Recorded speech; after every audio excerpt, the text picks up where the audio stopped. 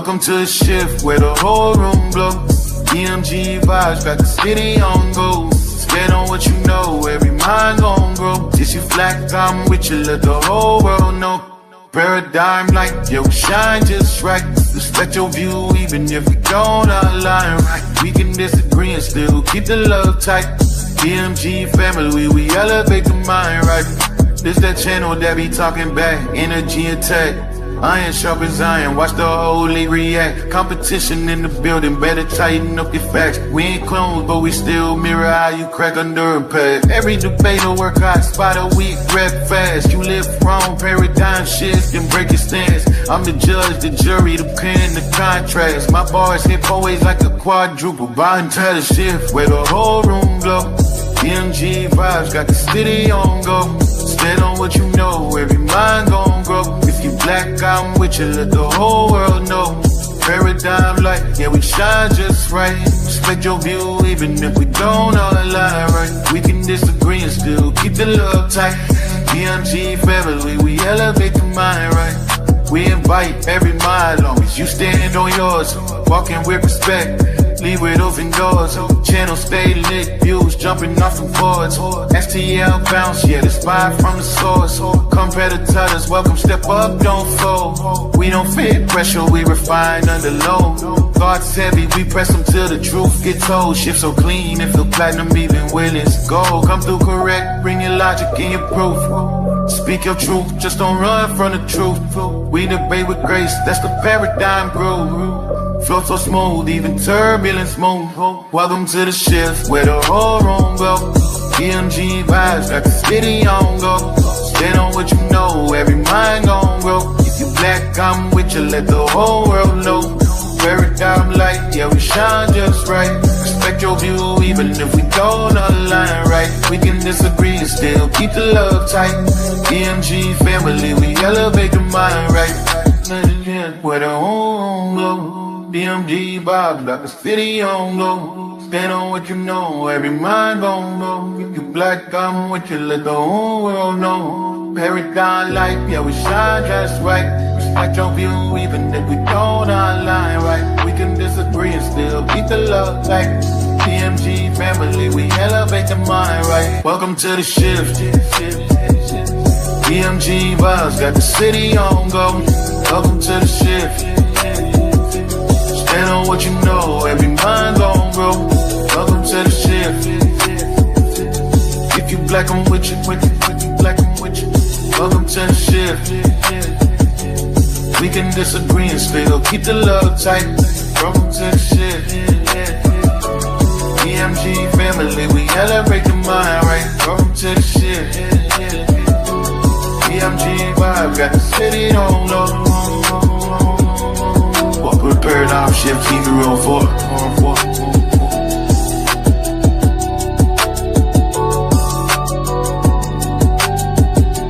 Y'all know I say that greeting for one reason and one reason only. It's because if you black, I'm with you. And I hope that you with me.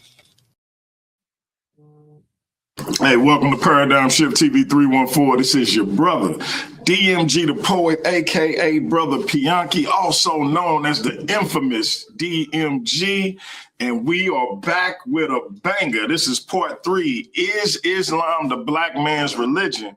Was Fard Muhammad a white man? But before we get into our spiel with the great Elder YARAH, aka the Black Sage, y'all know I got to do my spiel. Let me say God bless to all my Christian brothers and sisters. Let me say Hotep to all my Kemetic brothers and sisters. Let me say Shalom to all my Israelite brothers and sisters. Assalamu alaikum to all my brothers and sisters in the NOI.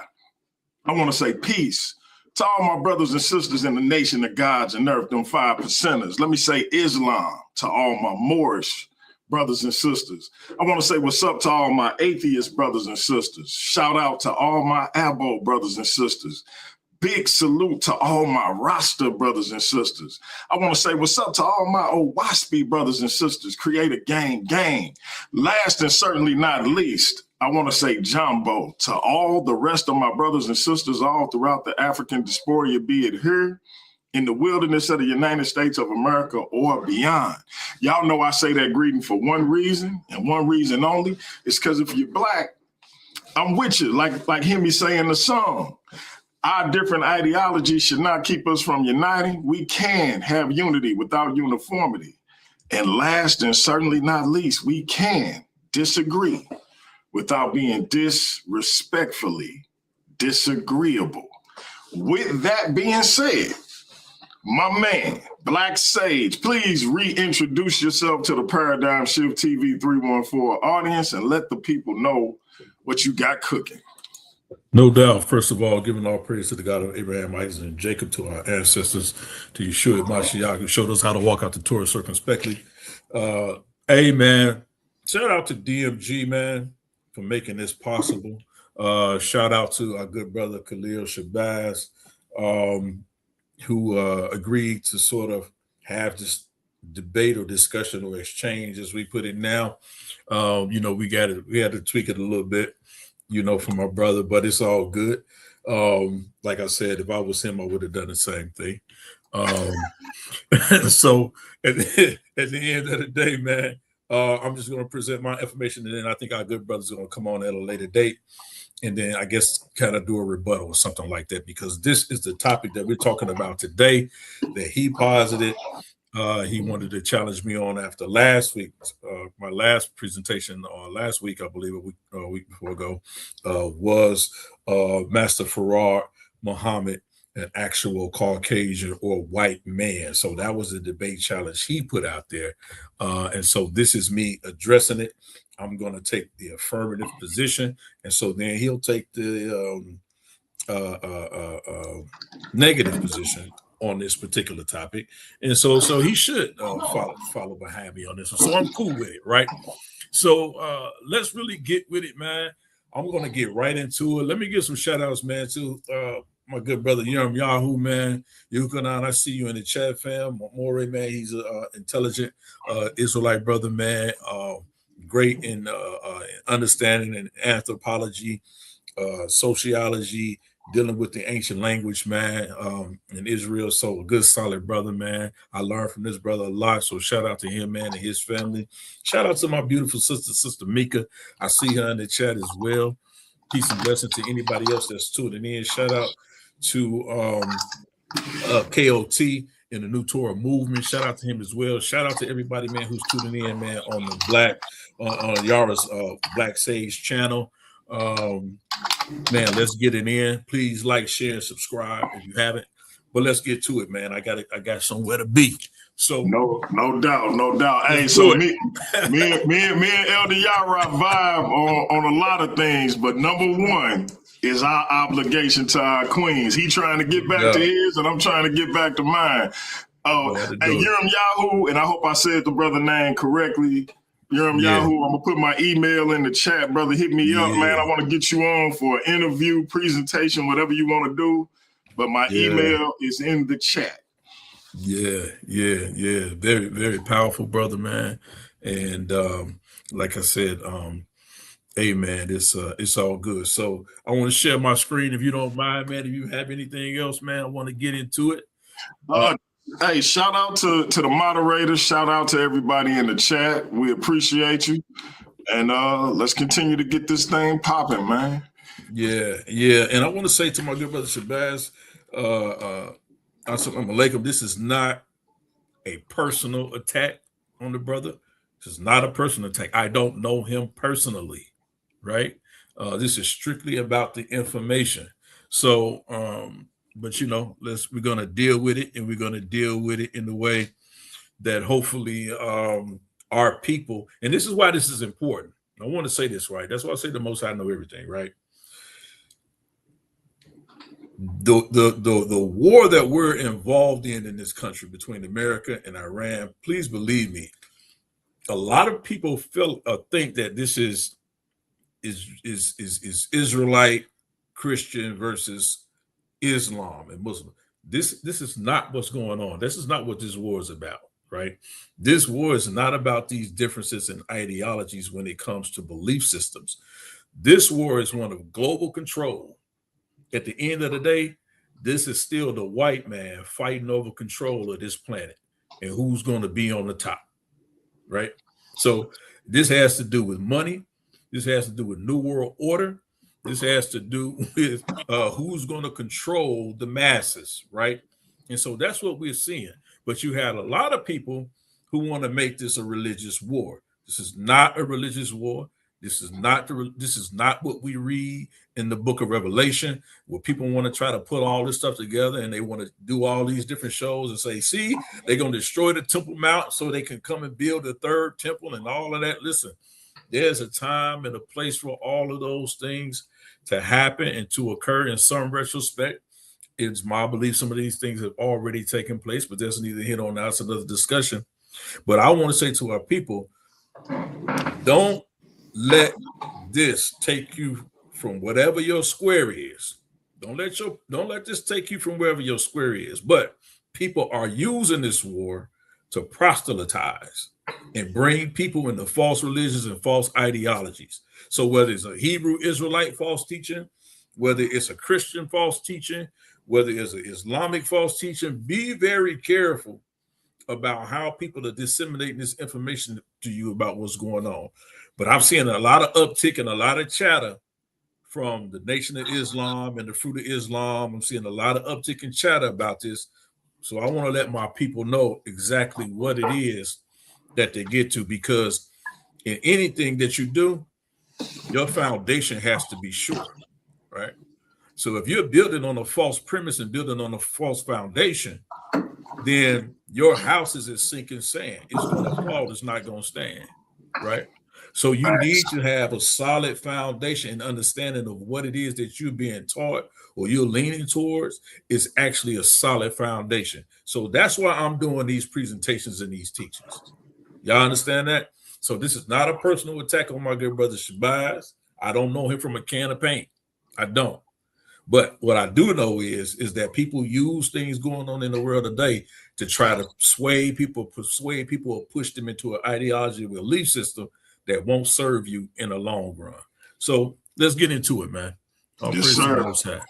And as Elder YARAH said, the way the brothers decided to do this, it's still an ongoing debate. But what you're gonna see is Elder YARAH put forth his information. KHALIL may come up and join the panel afterwards. He may not, but then KHALIL will do a rebuttal at a later date. I think he said something like the 22nd or something like that. So we basically going old school. Instead of the face-to-face, they just will be doing responses to each other. So, but all right, bro, it's on you. Let me mute out and let me know if you need anything. Just chime in and I'll be here. Yeah, no doubt. And like I said, if you want to interrupt or if you want to do a commercial in between, just tell me, hold on, run it, do whatever you got to do, bro, because I'm going to run right through it. And, so let's get at it, right? So y'all see what it is. Exposing the master fraud, right? Elder YARAH Black says, so y'all see what it is, man. We're going to talk about the information that's been made available to us. Some things we can validate, some things we cannot validate, but we need to talk about and discuss it all, because what you need to have is a true and proper understanding of what it is that we've been fed, right? And why we've been fed these things, right? As a people. And I'm talking about melanated folks, black folks, right? I'm talking about our people, right? Whether you're Christian, Hebrew, Muslim, whatever you want to, whatever category you want to assimilate yourself into, we need to have a full understanding of what our people as a collective have been given, right? And been fed to us. So let's get it, right? Y'all see what it is, right? So let's go, right? So exposing the master fraud, right? Wali Muhammad, Wallace Fard Muhammad, also known as founder of the Nation of Islam. This is undebatable. We know he is the founder of Islam, or I should say not Islam, but the Nation of Islam. Let me correct myself. He is not the founder of Islam, but he's the founder of the Nation of Islam. The NOI is often linked to the possible alias of a man named William Thomas White, living at one point in time living in Ferndale, Michigan. He was also alias with the names Wally Fred, Dad Fred the Greek, Fred the Turk, Wally Dodd Fard, Wallace Dodd Ford, 1924 marriage certificate, marriage record. We know that's exactly who he is. That's, I said, those things we can actually validate. Wally D. Ford, 1926 prison record. We can validate that. William D. Fard, 1930 census. We can validate that. Master Fard Muhammad, the founder of the Nation of Islam tradition. We can validate that. Also, he's was known as the prophet. So all of these things we know about him, at least we can validate. We can validate, right? Not just talking about hearsay or some secondhand information. We make it say that about the first few, but these right here, Wallace Dodd Ford, Wally D. Ford, right? William D. Fard, Master Fard Muhammad. We can validate these things, right? So these are not things Elder YARAH is making up. These are things that we know exist in an actual record to confirm that this person, Wali Muhammad, or AKA Wallace Fard Muhammad, is a person who has gone by these different names and aliases. And if you know anybody, living or dead, that has at some point been attributed to these many, and there are more, I just didn't put them all here, but these many different aliases, your fraud flag got to go up. Your con man flag got to go up. Your shyster, your charlatan flag, red flag got to go up. If it doesn't, I got a bridge. I got a bridge in Detroit to sell you. You dig what I'm saying? While Fard claimed to be from Afghanistan, various theories suggest he was a white man or of South Asian descent, sometimes identified with this specific name, right? And that specific name was Wali Muhammad, right? At some point. Let's continue. Well, let me go back. If we look here, Wally Dodd Ford, right, which we know was part of his name, was Wallace Dodd Ford, 1924 marriage record. Wally Dodd Ford, this is his mugshot, 1926, taken in San Francisco. It's a mugshot. It's a real mugshot, right?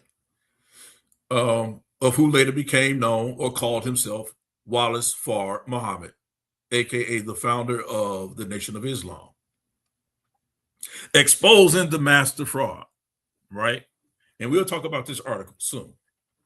Wallace Fard Muhammad, born Wallace Dodd Fard, was reported to have a white mother named Beatrice who had British roots. His father was identified as Zarad Fard, a New Zealander of East Indian descent, not a black man, right? Not a black man. Historical records suggest Fard was born himself in New Zealand in 1891 and often lied about his origins. So there's always been a question of where he was actually born, where he actually originated from, because he never gave the same origins based on any of these aliases. They always have a different place of origin when anybody would ask him where he's from.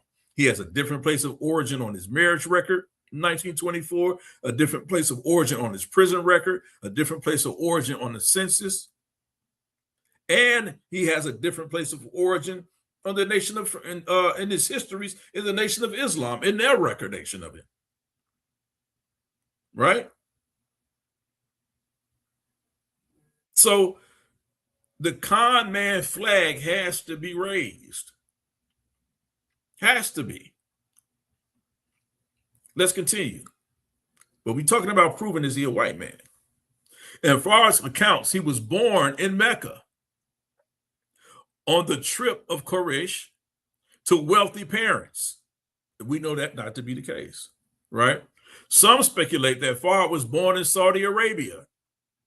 According to Farad, he was born in the holy city of Mecca, where his mother was a Russian Jewish white woman. How many black men you know were marrying Russian Jewish white women in the city of Mecca?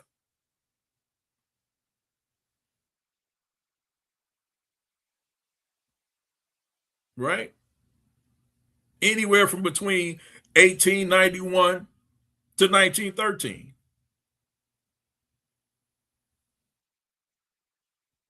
We know most of us come from the Israelite paradigm. I consider that you are who your mother and your father is, but most of us understand that you carry your father's nationality.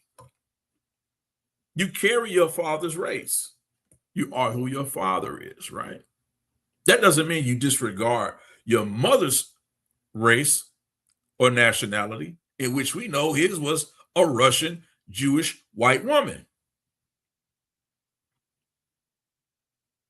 But someone, please find me in history, coming from the city of Mecca, a Russian Jewish white woman married to a Negro or Black African or mulatto. One mixed with white or black, right? Or an Arab. Show me this Arab man, right? No one has seen a picture of Zarad Farad, who supposedly was his father of East Indian descent.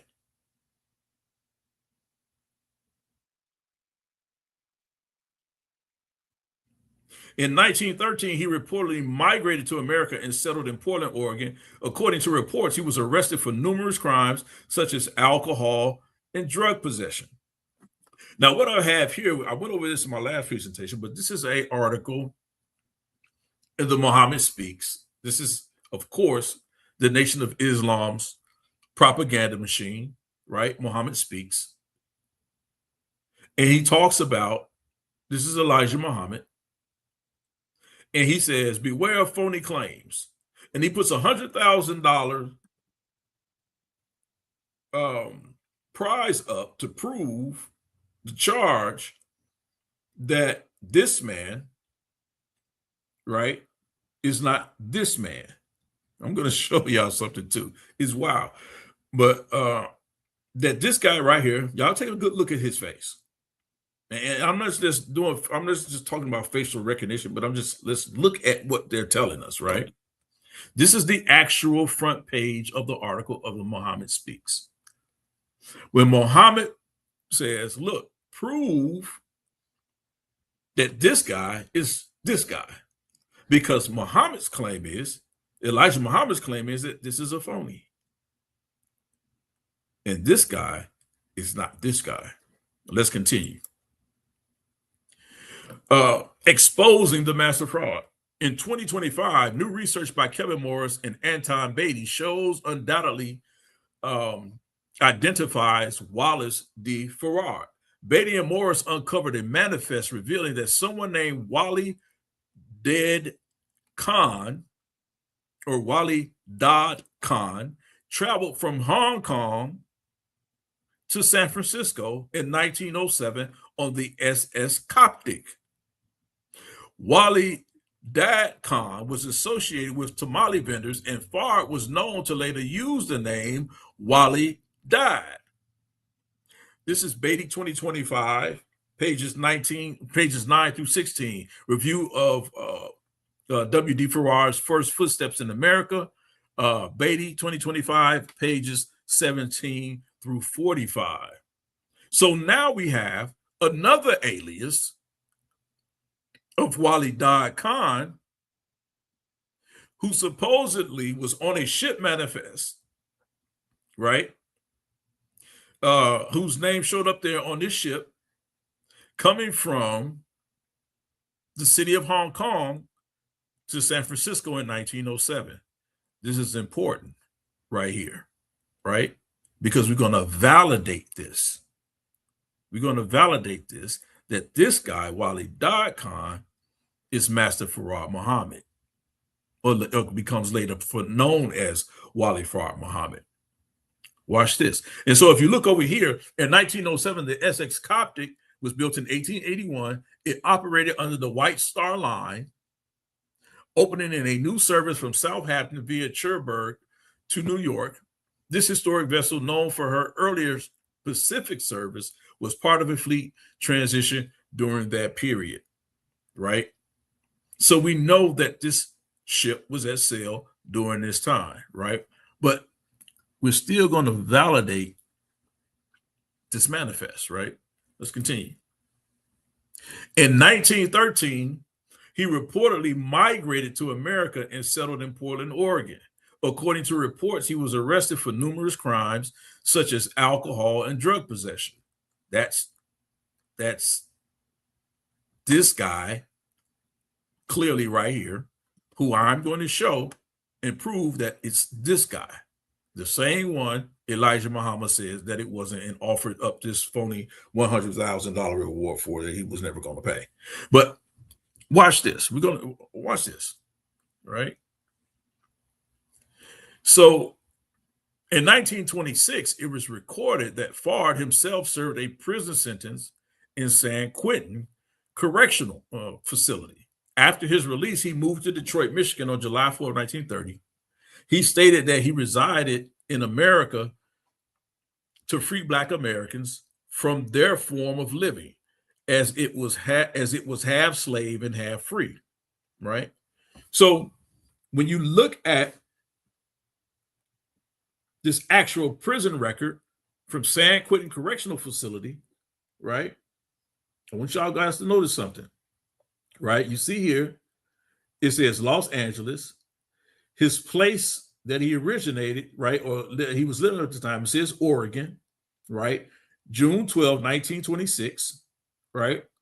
Now look, it says W.D. Farad, or W.D. Farad. So we know who this guy is.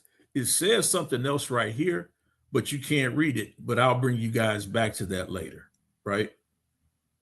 But this gentleman here is this gentleman here, who I'm going to show is this gentleman here, right? So again, we have Wallace Farad Muhammad, who was born Wallace Dodd Farad, or W.D. Farad. Here he is, W.D. Farad. That's him. Make no mistake about it.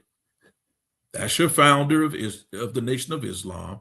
This gentleman right here, you can see it right here. All you do is shave his hair off. It's the same dude right here. But we're not just going to go off liquor ship. Let's continue. Hey, Elder Yarah, listen, man. Yes, sir.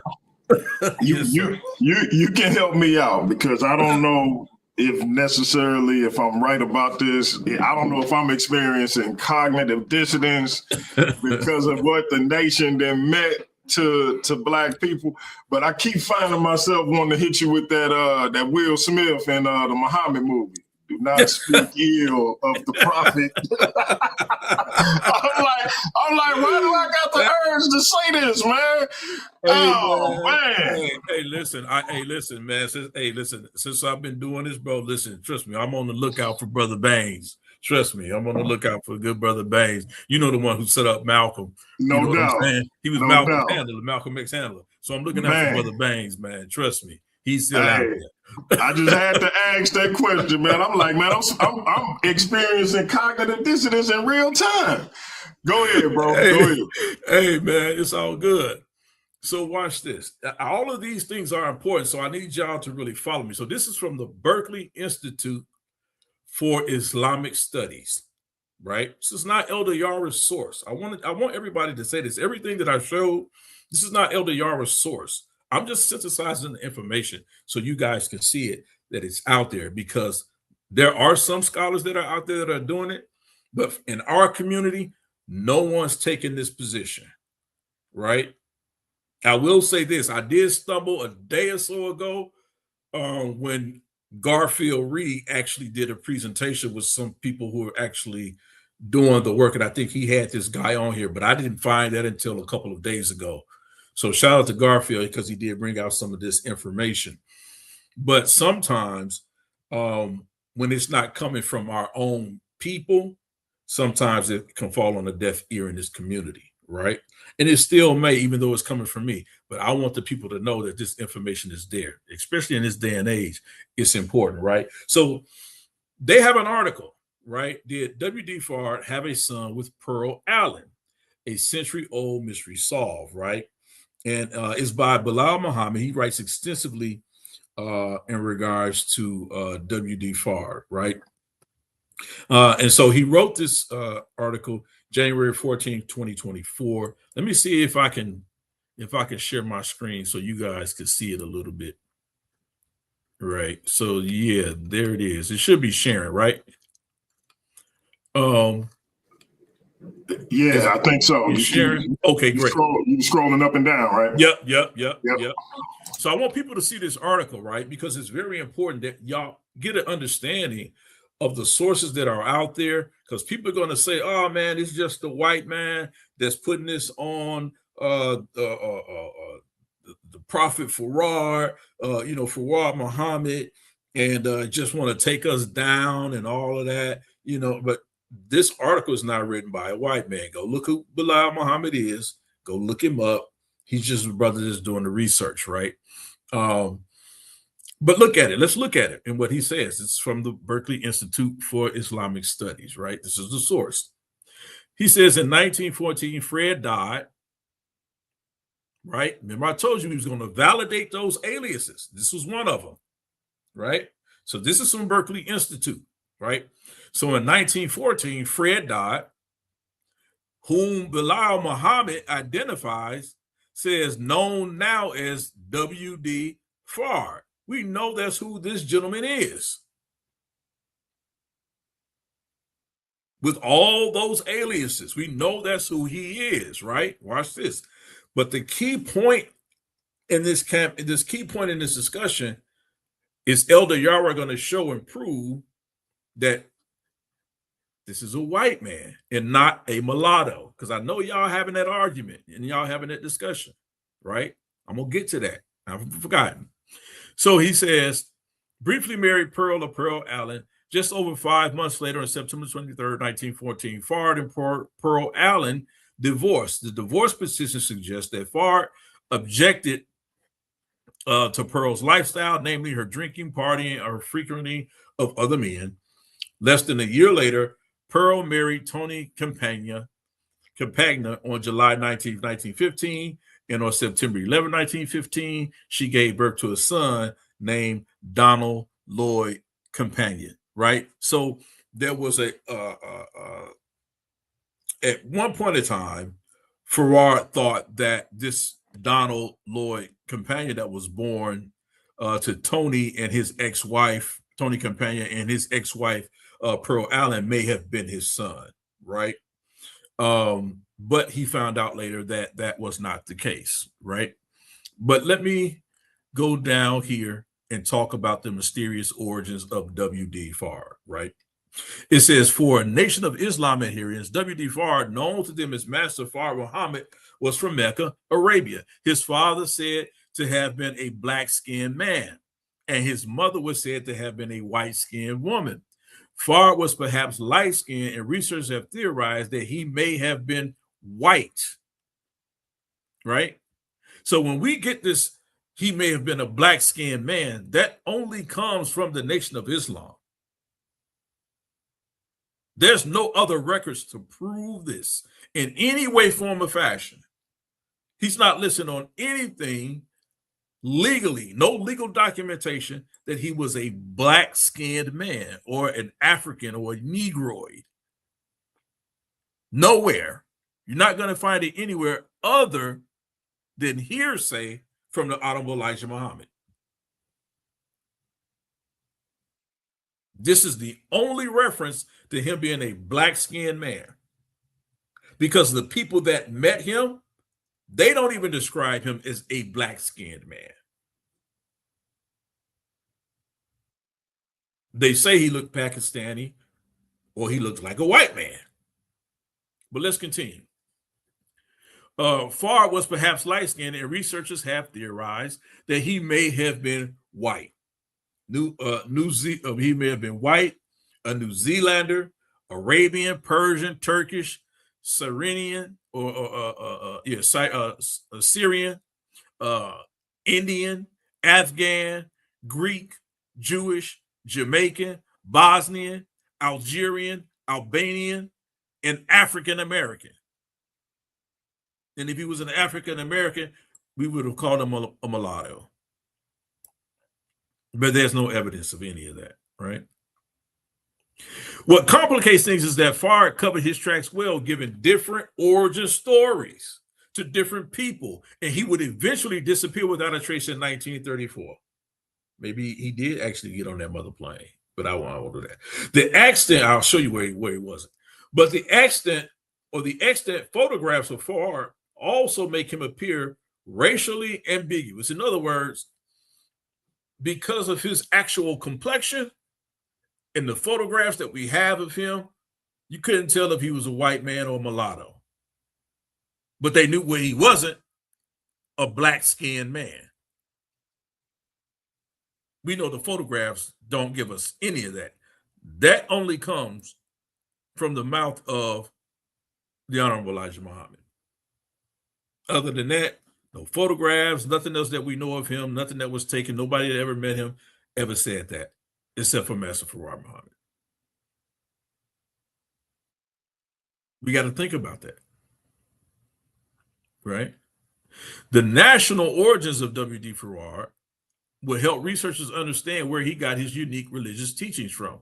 The NOI theology is partly original and partly a smorgasbord of different influences. In his book, Finding W.D. Farad, Morrow, which is Andrew Morrow, or Dr. Andrew Morrow, is a PhD researcher and scholar who writes about W.D. Farad and his mysterious origins, explores possible connections that Farad's teachings have with esoteric forms of Shiaism. However, even if this was the case, does that definitely prove that Farad came from a Shia Muslim or Alawites or Ismailia or Druze or Al-Haq part of the world? Or could it be that Farad found these doctrines during his sojourn in America in the same way that he studied the Jehovah's Witness? Because at one point we know he was listed as a Jehovah's Witness. Researchers also have no consensus on Farad's intentions. Excuse me. On Farad's intentions. Was he a con man? Was he an agent? COINTELPRO? Right? Trying to stir schisms or divisions and dissent? Or was he genuinely calling people to salvation? None who directly heard W.D. Farad preach ever noted an identifiable accent. According to a 1935 article in the Chicago Daily Tribune, Farad may have known Arabic. Elijah Muhammad claimed that Farad's Arabic handwriting was masterful, and his son Akbar Muhammad claimed to have seen Farad's Arabic writing. In Binion's 1938 article, he says that Farad read directly from an Arabic-only copy of the Quran. Somebody please tell me, from the time that we know he was in San Francisco to the time he was in San Quentin, which he probably could have learned because he was there about 3 or 4 years. He could have learned Arabic while in prison in San Quentin. He ain't got nothing else to do but time to read. So it's possible he learned it there. But in 2013, researcher Paul Guthrie sent Bilal Muhammad, this author of this article, a copy of 2 Nation of Islam membership cards issued by Farad in Detroit in 1932.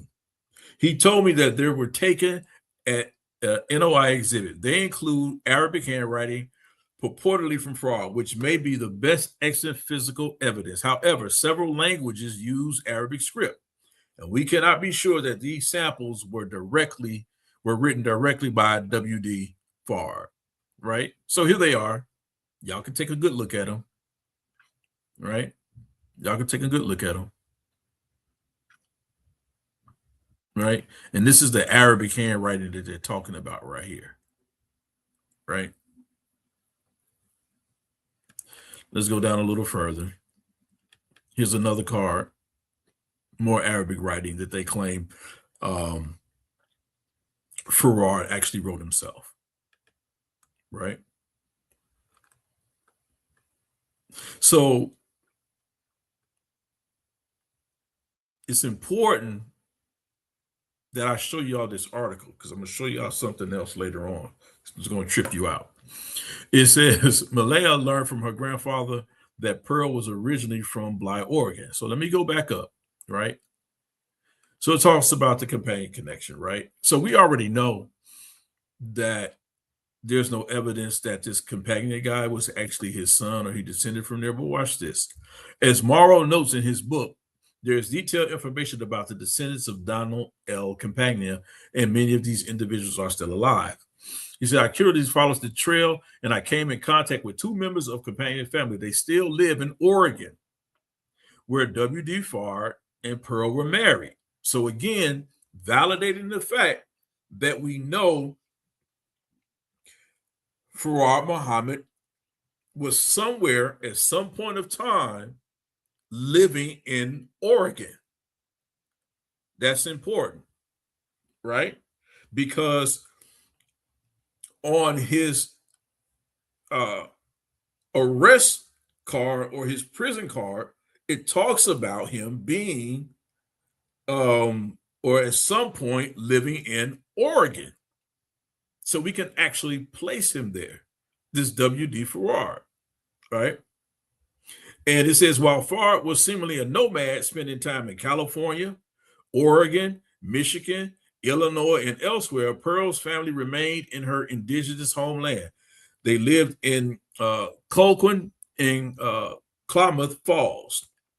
He says, my main contact, Malaya Campagna, is the great-granddaughter of Donald Lloyd Campagna, who had been the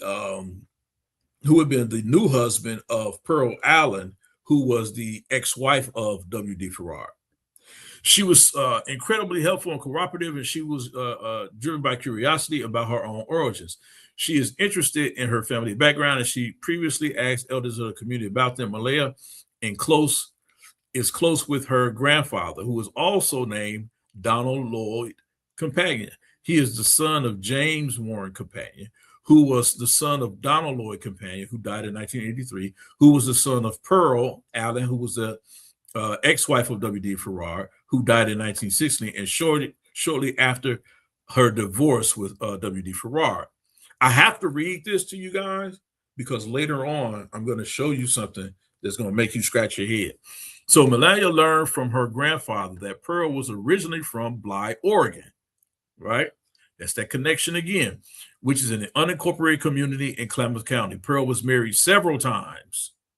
And according to Malaya's grandfather, Pearl would still party and frequent different men while she was married. Malaya told me that alcoholism runs in her family, which corroborates with the information in Farad's divorce petition. According to Malaya, her family is unsure of the identity of the biological father of the deceased John Lloyd Campagna. So now there's a question, according to their family, of the biology, or who's the biological father of Donald Lloyd Campagna, which Farad thought was his son, or could have been his son. The latter siblings were apparently adopted out, and they go by different names. Malaya had read briefly about a W.D. Farad, but she did not know that he was the founder of a modern religion. I spoke to her about Farad, my research, and his relevance to civil rights and Black history. Through her grandfather, Malaya kindly sent me the following two pictures of the original Donald Lloyd Campagna, the son of Pearl Allen, who Wallace Farad thought may have been his son. Now, why would he think that this man could have been his son? So you mean no dominant features, no dominant traits, nowhere. He thought that this man was his son. And here he is again, the same guy who he thought, Wallace Farad thought that he was his son or could have been his son. And y'all remember this face because I'm going to show y'all something at the end of this presentation. Y'all remember his face, right? Please just remember his face, right? And so for comparison purposes, here are the police mugshots and Detroit Free Press photos of W.D. Farr, right? Now, y'all can look at these pictures. This is him when he's arrested in San Francisco. This is him, his head shaved. He's still in prison in San Quentin, right?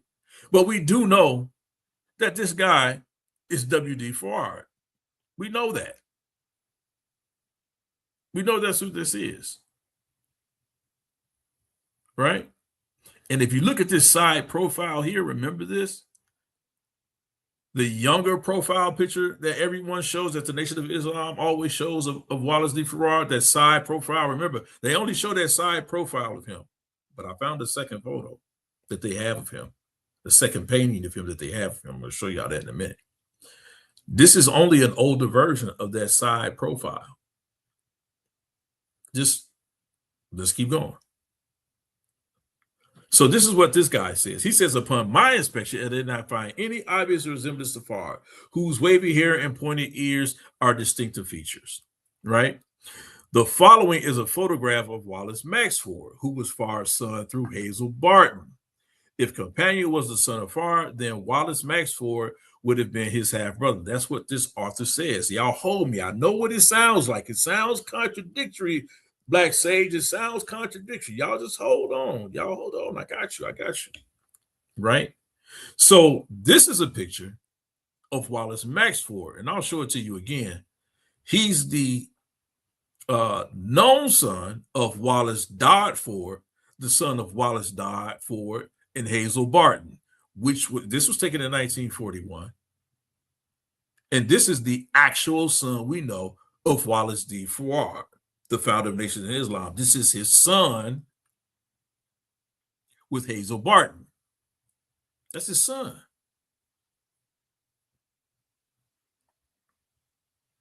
That's his son. Now, either he has the weakest genes ever, or the mother or here, Hazel Barton and Pearl Allen's genes are so much more stronger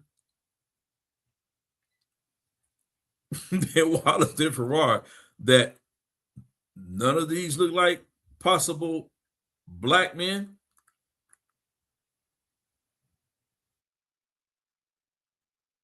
Not even down to your son, nowhere. But I'm not stuck on the looker ship. We're going to move forward, right? We're going to move forward. They talk about DNA testing. They can't do the DNA test, and basically what it says, since we cannot come to certain by studying these photographs, a DNA test is warranted, right? He says you can't even rely on looking at the photographs for certainty. Whose son is who's not whose son. He said a DNA test is warranted. He said, I bought a saliva test kit from 23andMe from Malaya's living grandfather, Donald L. Campagna, the great-grandson of Pearl. I also bought a kit from Malaya. If Donald Campagna really is the great-grandson of W. Farad, then we would have approximately 12.5% of his DNA, give or take. Since we are fairly sure that Farad came from outside of North America, and since it's perhaps likely that he came from a Muslim country, then a DNA test of his alleged son should show some non-Caucasian ethnicity. Farad may have evaded the paper trail, but he cannot escape DNA. Here are the results. Unfortunately, Donald Campagna misspelled his first name, but that does not change the results. The U in the second table below is Malaya, right? So here is Donald Campagna's DNA, who Wallace Farad thought may have been his son. right? So they're looking at, indigenous American. This is the daughter, or this is the great granddaughter over here, almost 69%. Over here, you see that this Donald companion dude is 56.4 European, right? Southern European, Italian, Spanish, Portuguese, broadly Southern, Northwest European, British and Irish, Scandinavian, broadly Northwestern, Ashkenazi, Jewish, Eastern European, broadly European, East Asian. So there's no doubt, right? There's no doubt in our minds that Donald Companion is a whole European, right? His European DNA, right? Here's the problem. So let's keep going, right? You can see it here, right? That's his DNA here versus the great-granddaughter, right? So here's her again here. This is him again, right? You see basically European or indigenous American, right? He says, as you can see, Diane Lord, the great grandson of Pearl, is almost entirely Native American. And that's what this is showing right here. Right? Right here. He's almost Native American, right? That's what he shows. He says, and European. He has 1.1 East Asian, 0.1 Sub-Saharan, 0.1 Western Asian and North African, and 1% unassigned. Therefore, there's a strong possibility that Donald Companion is not the descendant of W.D. Farad. We see no significant DNA from Arabia, Africa, Turkey, Central Asia, India, or other areas that have been connected to Farad. Instead, Donald Lloyd Companion may actually be the son of Tony Companion, who Pearl married shortly before his birth. Tony was Italian and Donald Companion is 19.7% Southern European, which includes 18.4 Italian. Pearl herself was part white, or at least identified that way. It is possible that Pearl chose to marry Tony because she knew that he was likely the father of the child. There are other reasons to believe that the original Donald Lloyd Companion was not the son of W.D. Farad. Firstly, according to 1914 newspaper article, it appears that Farad and Pearl only lived together in Farad's home for 2 weeks during their marriage. Since there were other men in Pearl's life, Farad is just a candidate among others. Secondly, according to extant records, Donald Lloyd Companion was born almost a year after Farad and Pearl were divorced. We have no strong reason at this point to place his birth earlier. Thirdly, Farad made an effort to reconnect with his son Wallace Maxford upon his departure. And he would even write to and then married Hazel Barton, which I showed, while he lived in Chicago. However, there's no ethnic record of any correspondence between Farad and Pearl after the divorce, nor any correspondence between Farad and Donald. Lastly, we see no obvious resemblance between the two, right? There is, of course, the possible scenario that W.D. Farad was instead white, and he had a child with Pearl, Allen, that he did not know or care about, and that the birth date of the child was fabricated, and that the child inherited his mother's appearance. However, given the research that places the origin of Farad as somewhere in the Eastern Hemisphere, and given an aforementioned doubts, I believe the scenario is highly unlikely, right? Then he goes on and he gives a conclusion. The elusive W.D. Farad escapes detection once again. Outside of exhuming Wallace Maxford's grave, which can only occur with the express permission of his next of kin, who no longer exists, or the cemetery itself, which has a legal responsibility to protect the peaceful repose of your remains, researchers have no access to W.D. Farad's DNA, right? This research has at least closes a chapter in Farad's life for good, right? So again, approximately 16 years, I'll skip down, 16 years after his marriage with Pearl, W.D. Farad would found the Nation of Islam in Detroit, Michigan. He gave Native Americans an honored position as a member of the Aboriginal peoples of the earth alongside Black people. Farad even called Caucasians white devils, a term he may have learned from Native Americans. Then he says, I heard further documents pertaining to W.D. Farad on Earth. And I'm going to tell you why this is important, that I had to show you this article, right? I had to show you this article about this guy whom Bilal Muhammad, the author of this article, doesn't necessarily, he can neither confirm nor deny that this is not Farad Muhammad's son. Can neither confirm or deny it, right? DNA didn't help him, but y'all remember this face. Y'all remember this face, right? So let me go back to my presentation so we can continue, right? Y'all should be seeing it. So that was this article. So let's go, right? So again, this is what we talked about, right? Did he have a son? So here you can see, again, this is W.D. Farad. We know that he was living in Oregon. Here it is here, right? We talked about that. Let's continue, right? This is a picture of, I think this is Hazel Barton, right? In roughly 1920, she married Wally Ford, aka Fred Dodd, aka Wallace Farad, right? You can see that in Bailey, Anton, and Kevin Moore's W.D. Farad's, right, First Footsteps in America, The Trial in Oregon, USA, W.D. Farad Research Society, 2025. Morrow, or John Andrew Morrow and Bilal Muhammad, right? I just read from Bilal Muhammad's article, W.D. Farad, the man, the mystery and the myth behind the Nation of Islam. These are where the sources come from. In 1925, it says Miss Hazel Barton, age 30, of 4522 Tolan War, Eagle Rock, was arrested for bootlegging.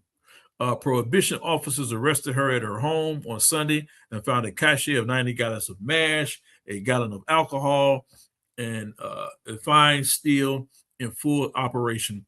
Barton was arraigned, was pending bail. See the Los Angeles Evening Post record, Monday, January 26, 1925, page 9. C. Beatty, Anton, and Kevin Morris. W.D. Farad's first, that's the book here that I mentioned up here, so that's what this is, right? So in the 1960s, Hazel Barton was listed as a wife of Wally Ford in FBI reports. See pages 6 through 9. She was interviewed by Ed Montgomery, too, in the San Francisco Examiner, July 28, 1963, pages 1 and 21. In 1977, July 1st, Hazel Barton died, aged 83, in Long Beach, Los Angeles County, California, USA, right? And then you can see the sources and the references there. And this is the article based on her arrest record, and this is who she was. I'll say this, even though Wallace Farad, if you want to say he was a black man, he loved him some other kind of black women. I mean, white women, I should say. We ain't seen no black women. They just all been white. But that's neither here nor there. And this is the product of that marriage with this woman, Hazel Barton. This is their son, Wallace Max Ford, right? We know this was Wallace Farad Muhammad's son, right? So look, this is a painting of W.D. Farad, who they claim Allah in person, and this was in the temple in Detroit. Elder YARAH, you gotta stop this, man. Hey, bro, you gotta stop this, man. Hey, bro, I'm not making it up, bro. What are you doing, man? Oh, hey. Elder, listen, man. Hey, I'm not feeling good about this, man. Hey, look, I told y'all. Listen. Elijah Muhammad came out in that article, said, I bet you $100,000 that this guy wasn't that other guy. That same picture they always show with him with the side profile holding the Quran. Oh, man. But right in that temple in Detroit, this is the picture of him, W.D. Farad, Allah in person. This is from that temple. This picture right here. Look at him. Now you're gonna tell me nobody sees a resemblance of this guy and his son? Hey, real quick. Listen, oh man, that's devastating, man. Hey, man, I didn't take none of these photos. I didn't create none of these paintings, none of that. I'm just showing you what's out there. The opinions and perspectives shared by our guests and debaters on Paradigm Shift TV 314 and the Versus series are their own. They do not necessarily represent the views of the platform. We support open dialogue and critical thought, but encourage viewers to think for themselves. Hey, man, I had to hit the disclaimer. Hey, man. I love that, man. I love that you did I that. had to hit the disclaimer. Like, listen, I'm looking at this picture that you say was in the mosque, and I'm looking at the picture from the newspaper, and then I'm looking at the supposed son. Hey, bro, that's devastating. Hey, bro, listen.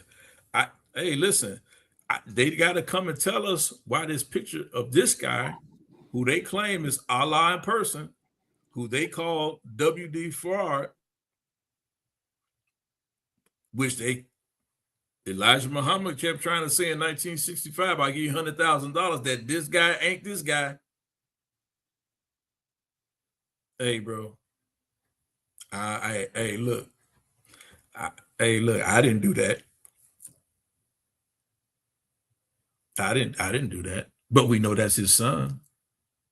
And this guy looked like that guy. Now, I ain't one for lookership.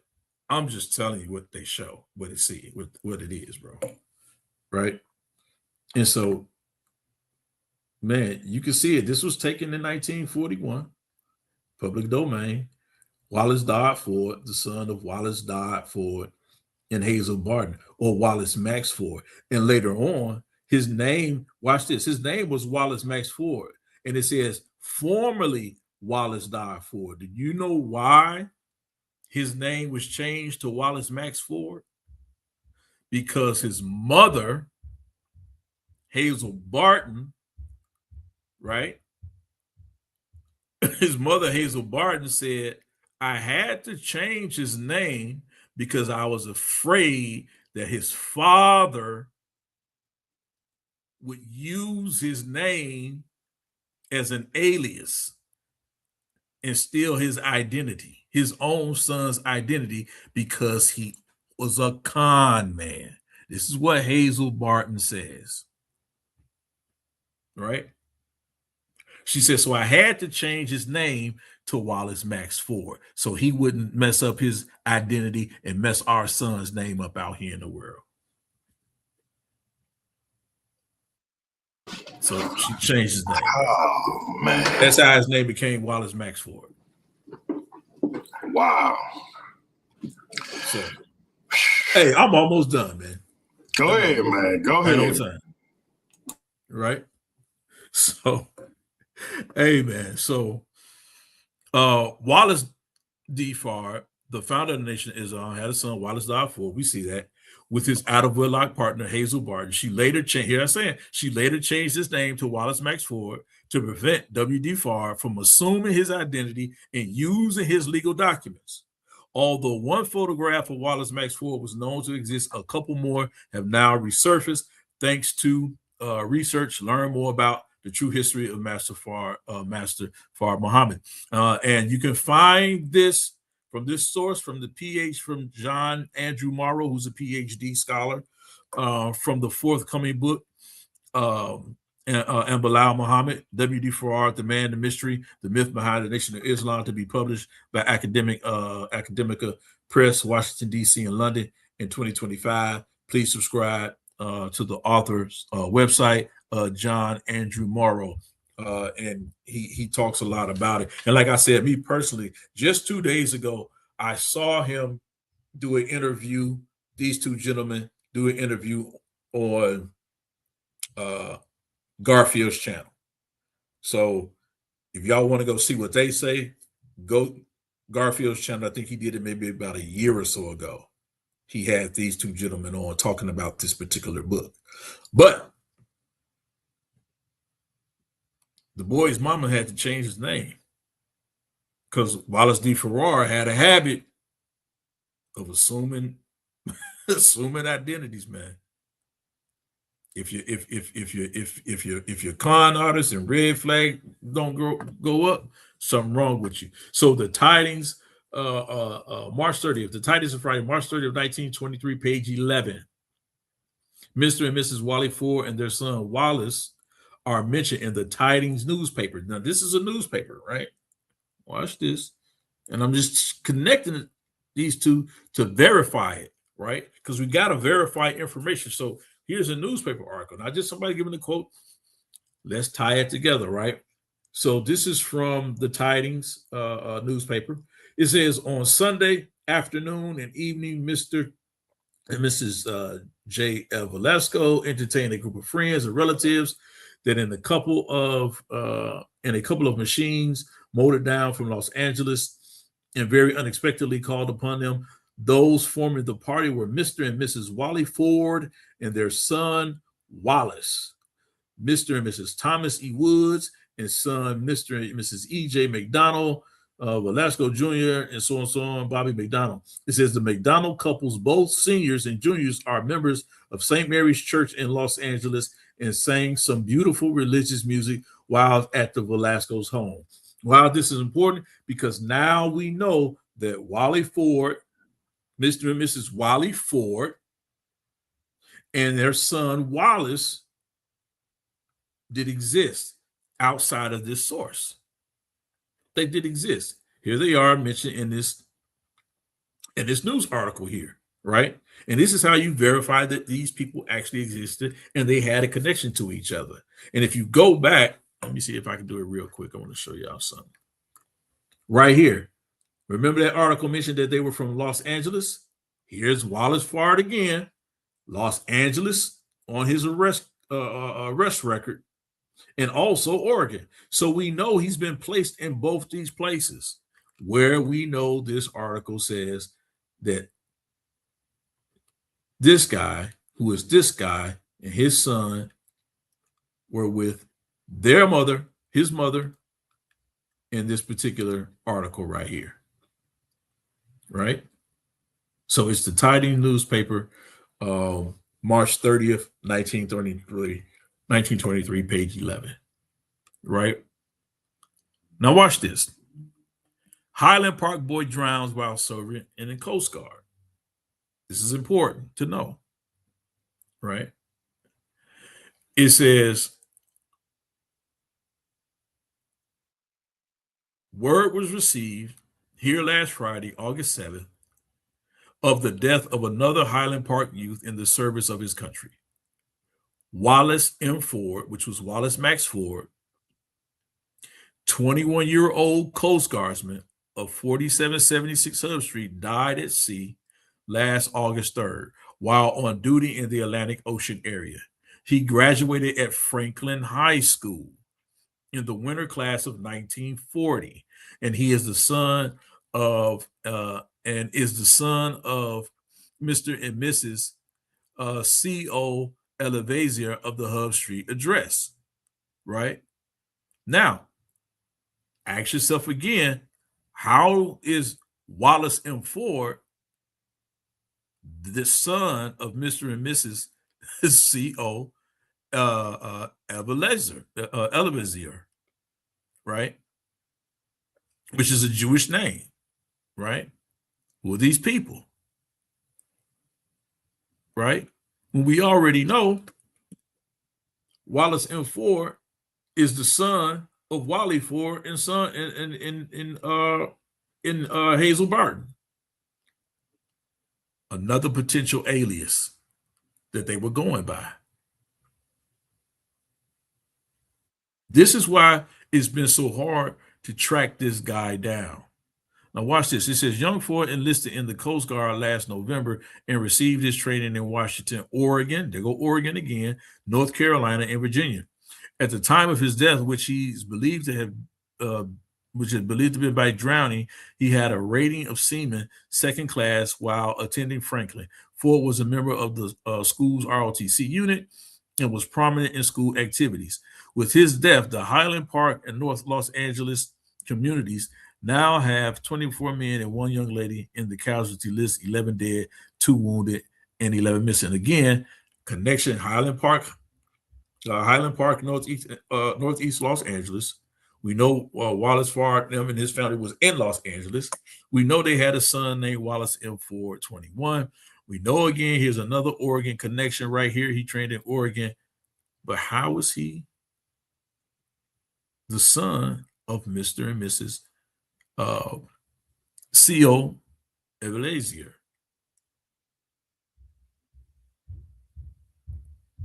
Another alias. Watch this. Let me go down here. Y'all see this guy right here? Wallace Ford, right? This is a yearbook picture from that Franklin High School, right? From that Highland Park High School right here, right? This is what they're talking about. Let me go back and read. Here it is. He graduated at Franklin High School in the winter class of 1941. Here's his yearbook picture. Wallace Ford. Where is he? Right here.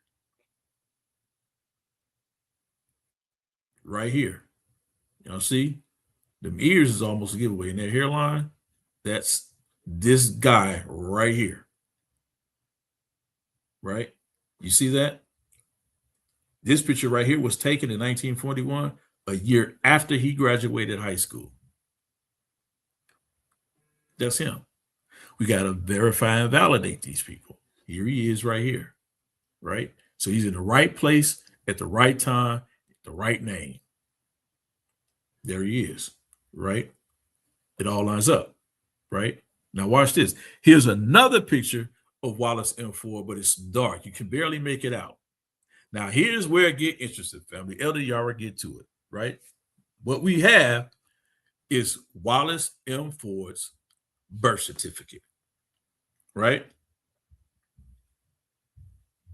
We have Wallace M. Ford's birth certificate. Remember, we told you that his mother changed his name to Wallace Max Ford because his father had named him Wallace Dodd Ford, and she did not want FARAD to assume his identity or to use his name in an illegal way. But look what we have here, right? There's the mother's name, Hazel Barton, right? She's listed as white. And here's Wallace Ford's name, or AKA Wallace Fard Muhammad, or Wallace Dodd Muhammad, right? This is their child's name. Here's the father's name. Y'all see it where it says right there? In Los Angeles, California, right? They have Hazel Barton, the mother, listed here is a white woman. And guess how Wallace Ford is listed? Guess what he's listed as? Not an African American, not an Indian, but a white man. This is an official document on their son's birth certificate. They list Wallace Fard, or AKA Wallace Fard Muhammad, as a whole white man. Now, y'all can go argue with these records if y'all want to. Don't argue with Elder Yara. That's his mother, listed as white, Hazel Barton again, and there's the father, Wallace Ford, listed again as a whole white man. I'm not making it up. It's still out there, right? Still out there. Go check it out for yourselves. Watch this. This is our first nail that we know Wallace Ford was legally listed as a white man. Right? Now watch this. Violence, dissension hit the Black Muslims, right? This is from a newspaper article, right, by Ed Montgomery. And look what he says. He says, Ed Montgomery writes, and this is from the San Francisco Examiner. And I believe this was in 1965, San Francisco Examiner. Look what he says. Violence, dissension hit the Black Muslims. Ed Montgomery writes, Elijah Muhammad and his Black Muslims, let me see, me see if I can see it a little bit better right here. It says convened to Chicago yesterday, right? For the birthday of Wallace Farad, a white man who posed as a Negro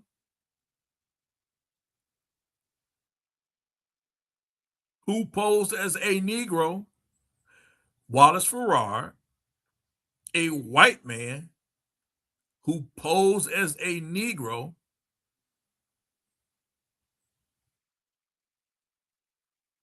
right? And founding a black supremacy cult in 1931, I should say. Not 1901, but 1931. They're talking about the Nation of Islam. That's not Elder Yarah's information.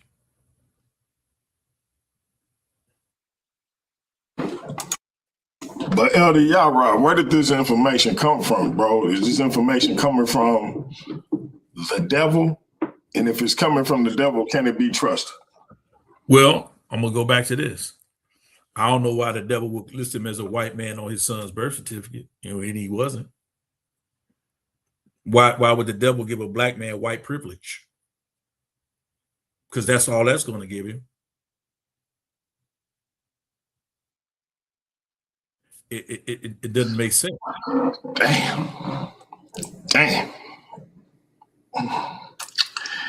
Yeah, so much for that. Hey, continue, brother. Continue. No doubt. I'm almost done. So this is what they know. Now, I do get it. The FBI lie, they put stuff on us all the time.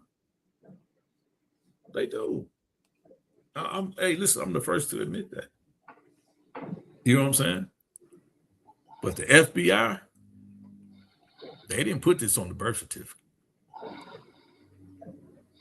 Because this is before the founding of the Nation of Islam. He wasn't even on their radar.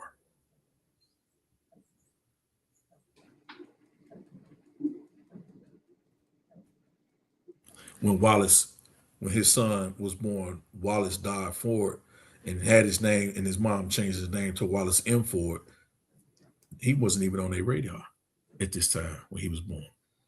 This right here says the father was what I think he said may have been 28, and the mother was 25 at the time. I think that's it. But they're both listed as white on their son's birth certificate. Why would they do that? Don't make sense. Unless he was actually a white man. And here we go again. Another corroborating story. He's a white man. Let's continue. And this is it here. I just put it up so y'all can really see it, right? So I can read it really good.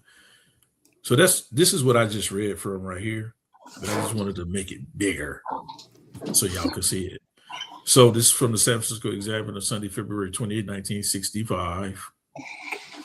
That's what I'm reading from.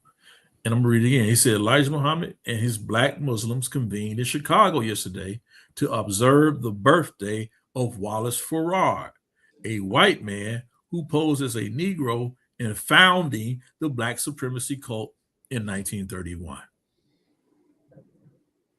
That's all he says. And look, and if you read through this article, he ain't even going in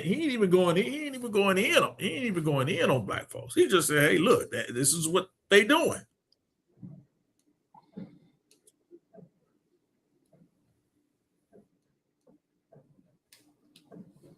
You see? Here it is. Same article. Muhammad, whose true name, he's talking about Elijah Muhammad, Honorable Elijah Muhammad, is Elijah Poole.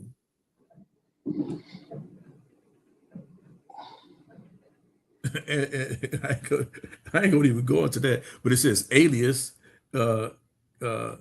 Galen Bogans first met Farad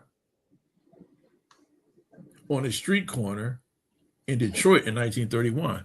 See, most people only know Elijah Poole as the Honorable Elijah Muhammad, but he also had an alias that he went by, and his Honorable Elijah Muhammad was also known as Galen Bogans. Hey, man, I'm going to leave this alone because that's not my argument here. It says he met Farad on a street corner in Detroit in 1931. Farad, then known as Ford, was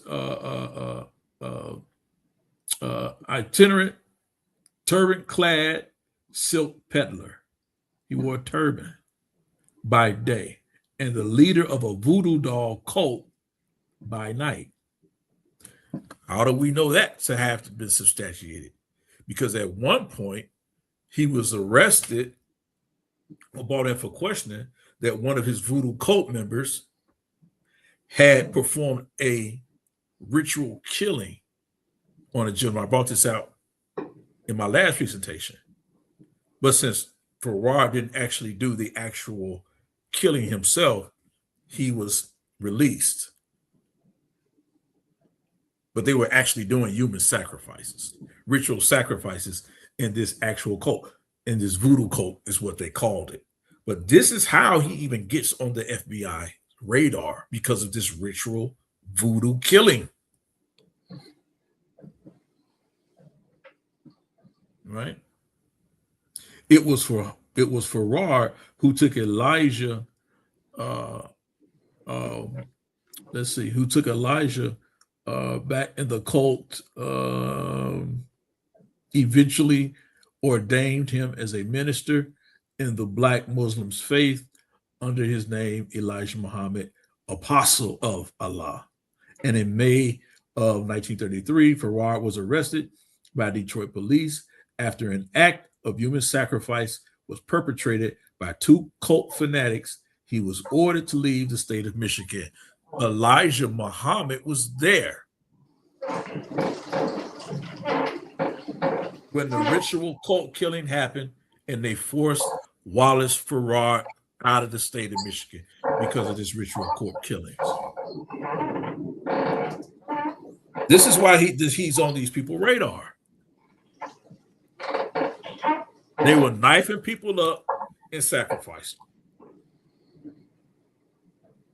This ain't Yarah's information. Y'all can say the FBI created this and made this up, and there's no, they got a dead body. They know the name of the victims, y'all. Y'all pay attention to, man, of the foundations of the stuff y'all be trying to rest y'all head on. All right. Let's continue. Hey, Elder YARAH, you remember that intro to the Don Illuminati, the Machiavelli album? Yep. When he say, yeah. Why did y'all get this started? Why did y'all get this man started, man? Hey, bro. Hey, man. I'm just telling you what the information is, bro. And then again, they come back again. This is another part of that same article. The guy, he continues on, but he talks about, this is the front page, July 28, 1963. This again from the San Francisco Examiner, Black Muslim fake, right? So here, this is Elijah Muhammad, right? He has an assistant here, and he's sitting in front, in the background. This is a portrait of Wallace Farad, right? Whom Elijah Muhammad is now teaching that he is Allah in person. That he is actually Allah on earth. Right? So here, they go in this article. Y'all can look it up. Y'all can still read it. They talk about how it says, British father says he is not a Negro. He is a white man masquerading as a Negro. His true name is Wallace Dodd. He was born in New Zealand in February 1901. His father was British, living in New Zealand via Australia, right? We know who he is. It's a white man. Again, there's nothing but the word of this man that ever says that he was a black-skinned man. And if I'm looking at him and you and I looking at him, it wasn't that dark. That don't mean he couldn't have been a mulatto. But ain't too many of us saying that's a black-skinned man. That's a black-skinned man. Cool. That's a black-skinned man for sure. But ain't too many of us saying that's a black-skinned man. Although it could be. Ain't too many of us saying that. Thurgood Marshall. Right? I get that. But no, there's no record of him being anything other than a white man. Not in this article, not in this article, not on his son's birth certificate. These are actual documents, validated documents listing Wallace Ford or Wallace died for or Wallace Ford is a white man, aka Master Farad Muhammad. Listing him as a white man, right? Let's continue. Let me show y'all something else.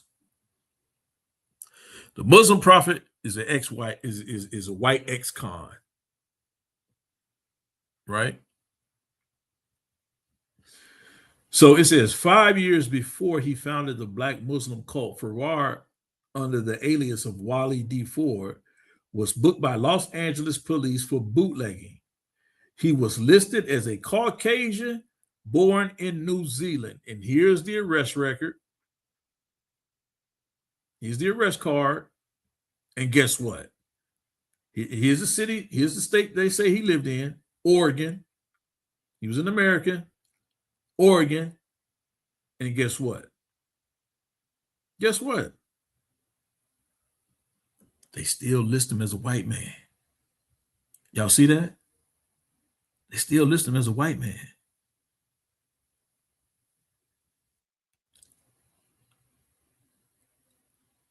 Why does everybody think he's a white man but you Negroes think?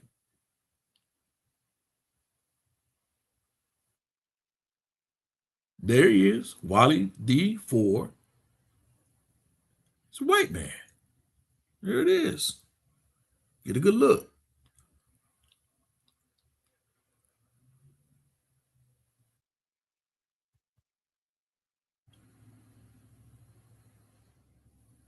I don't know what the issue is with you guys that keep denying it.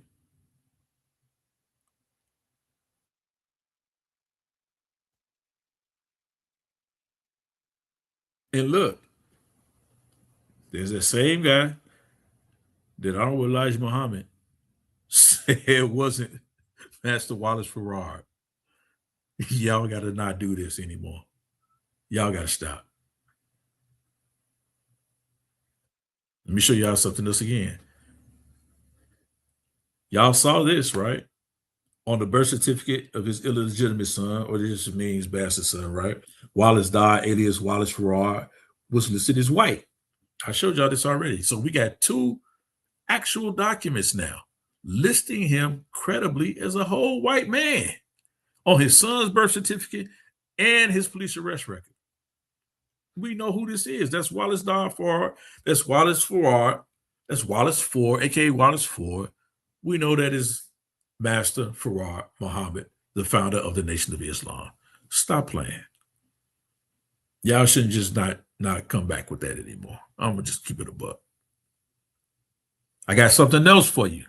I gave you two supporting documents that he's a white man. Right?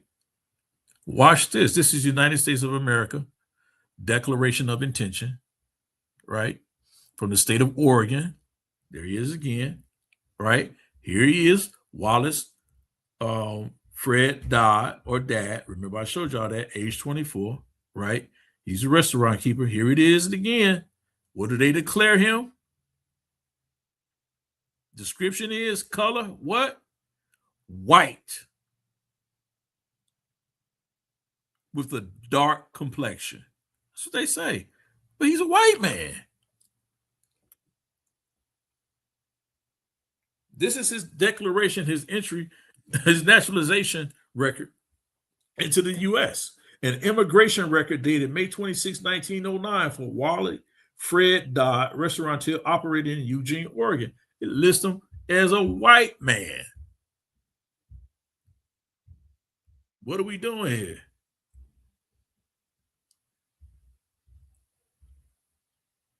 Don't we get lied to enough in this community? We've been getting lied to for years. It's a white man. Y'all go look it up. This ain't Elder Yara's information. This is, hey, the Freedom of Information Act. It's yours to use. I'm almost done. So now we got his declaration, right? With the seal on it, his declaration. Listing him as a whole white man. Here he is on his son's birth certificate, listed as a white man. Here he is listed on the arrest record again as a whole white man. If y'all want to say the FBI fabricated all three of those, y'all go right ahead. And look, that's Wallace Fred died. That's how we know he can't when he came into here before he had all the thousands of aliases that you see. This is just the bottom half of this, so y'all can see the actual seal of the state of Oregon. Right? And look, he says, read it, and I wanted to show this part right here because it says, it is my bona fide intention to renounce forever all allegiance and fidelity to any foreign prince, potentate, state, or sovereignty, and particularly to Alfonso the 13th, king of what? Spain, of which I am now a citizen subject. I arrived at the port of what? San Francisco, California. So he says he was a citizen of Spain.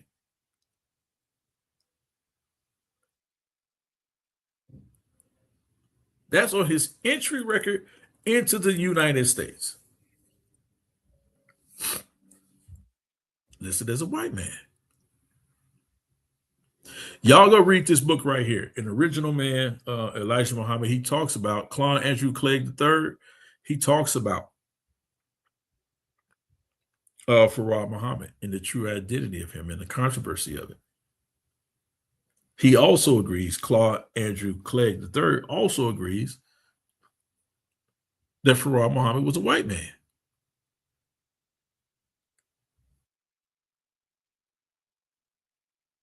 Right?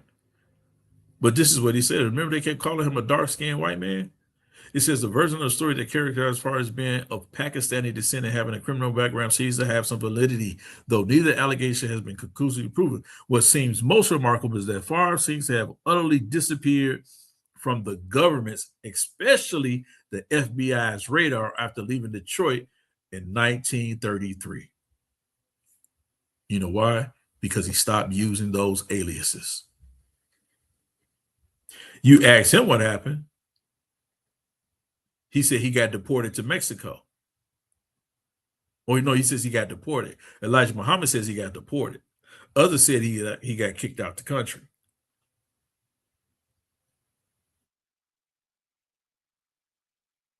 Right? I'm almost done. This is also another good book that talks about Master Farad Muhammad. Again, this is Claude Andrew Clegg. This is another part of it where he continues it, right? We looked at this, right? I showed y'all this. This is the same guy here that when he was brought in of the Order of Islam, Wallace Farad, while in San Francisco, he was brought in for questioning. Same guy. For another ritual killing. This is before he got to Detroit. And then when he got to Detroit, another ritual killing occurred when he was the leader of that particular cult. This is the same man that Elijah Muhammad, this guy, Elijah Muhammad says, ain't this guy. But here's this guy on the wall in that mosque in Detroit.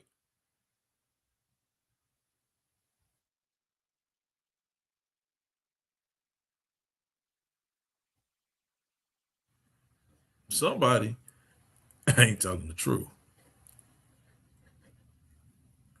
All right.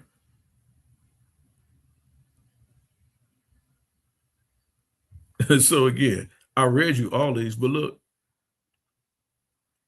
different stages, different points of view, different time, and you can see it's the same guy.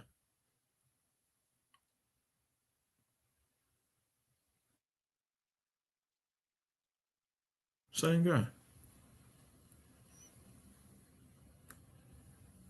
Right? Y'all can go read. Howard Bratz even suggested that Farad was really Arnold Josiah Ford, a black Jewish rabbi. Because he took on so many identities. And if y'all know who Arnold Josiah Ford is, he's the was the black Hebrew Israelite that went over and met with Haile Selassie.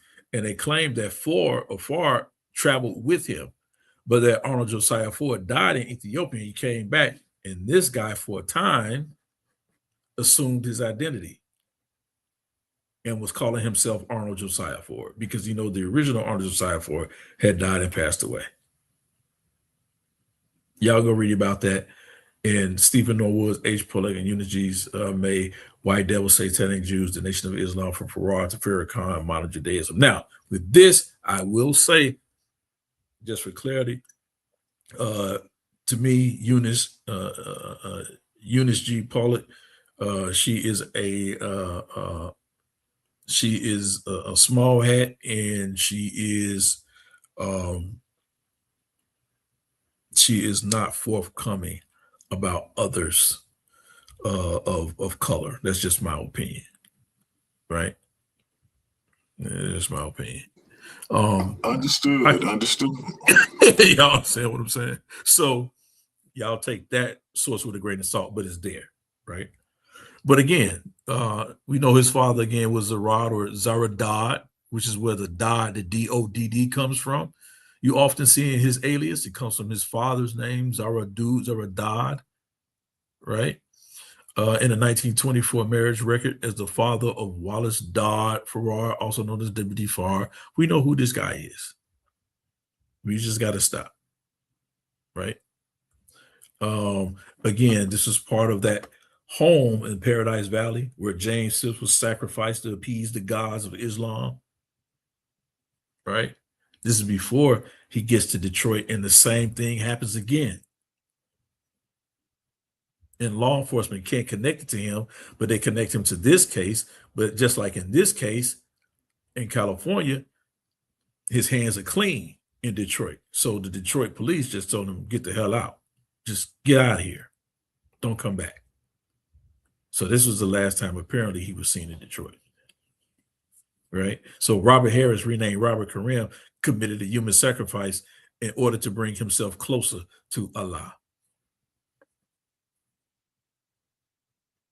And he's cited from a book, Secret Rituals of the Lost and Foundation of Islam, authored by Wallace D. Farrar Muhammad, which read, the believer must be stabbed through the heart. This quote, as well as another stating, every son of Islam must gain a victory from a devil. That meant killing a white person or sacrificing a white person to the gods of Islam. They just kicked him out because they couldn't tie him down to it. I want to show you one more thing. I could go on and on. I just told y'all about the lady Eunice G. Pollard. Y'all can go and read this. She actually goes in.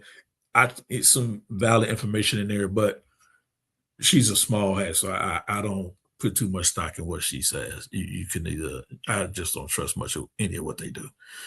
But again, y'all can go to the source right here, EBSCO, right? And look up Wallace Dodd Farrar.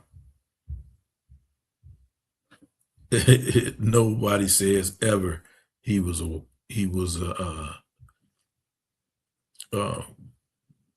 black man, right? I'm just showing this for the source. Y'all can go through it. Nobody ever shows him to be a black man, right? You can get all of this through EBSCO. It's a good source. I mentioned this book several times, right? AI Betty and Kevin Morris in their research on Farad, right? And this is the full photo they took of him from during the time they were dealing with him about this killing. This is a full actual color photo, right? Right here. Right? That's what's on the cover of this book. Right? Let's go down a little bit further. I want to show y'all something else. We know that this is him here. Talks about his Wallace Farad's Muslim's vision. Right? Now, I want y'all to look at this photo. Y'all see this man right here? This is not W.D.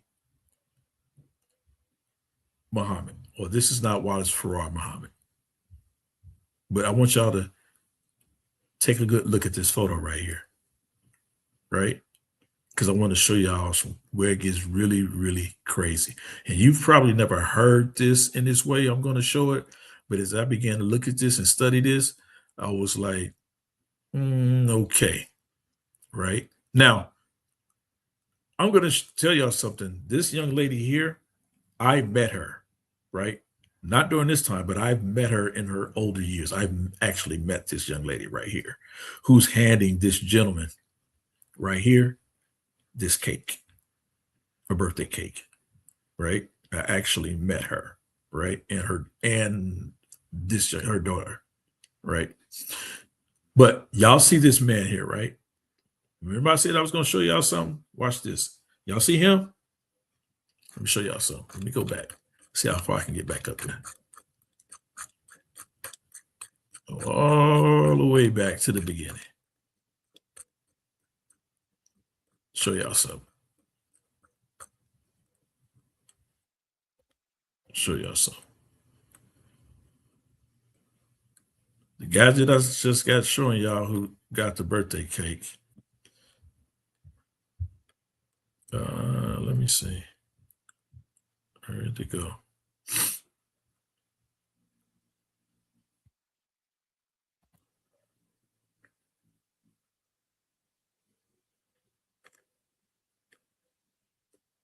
Where's the picture go that fast?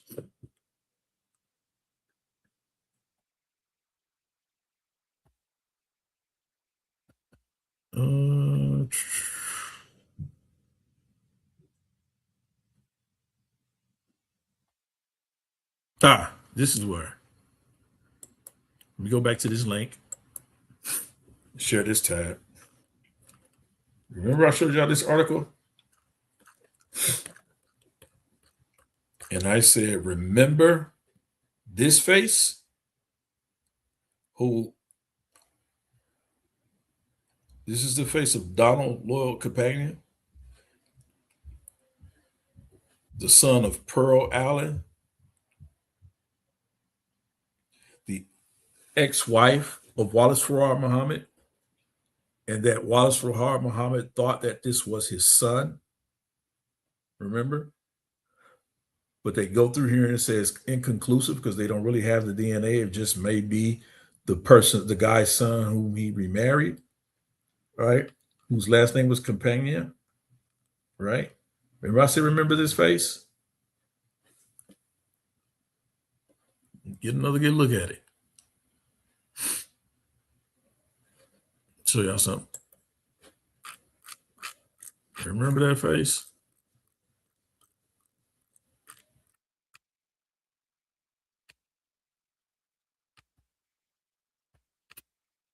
Show y'all something. Then I'm almost done. There he is, right there. This guy right here, right? This guy right here is the same guy, the same white guy that Donald companion. And I'm going to show y'all something that's going to trip you out. Y'all see this, right? Right? Let me see if I can play this. Fair use. Can you see this? I can see it. What really happened to Master Ford? Yep. Can you hear it? Nah, I can't hear it. Oh man, hold on. Let me do where let me go in where you can actually hear it. Let me see if that works.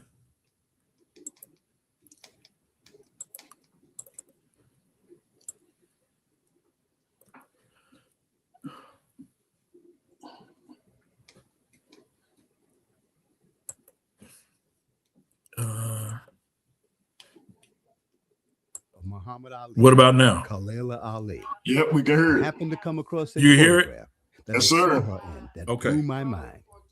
I asked Sister KHALIL several questions about the amazing photograph that displayed her presenting a birthday cake to a man she disclosed to me to be Master Farad Muhammad. Now, did y'all hear that? This is the young lady that I know. This is KHALIL Ali. And if y'all don't know who she is, she was the ex-wife of Muhammad Ali. They have children together. Now, hold on now. Hey, bro. Hold on now. Hold on. When Muhammad Ali joined the nation, wouldn't Master Ford supposed to have been long gone? Hey, bro, listen. I'm telling y'all what's about to happen, right? This is KHALIL Ali. This is Muhammad Ali's ex-wife, right?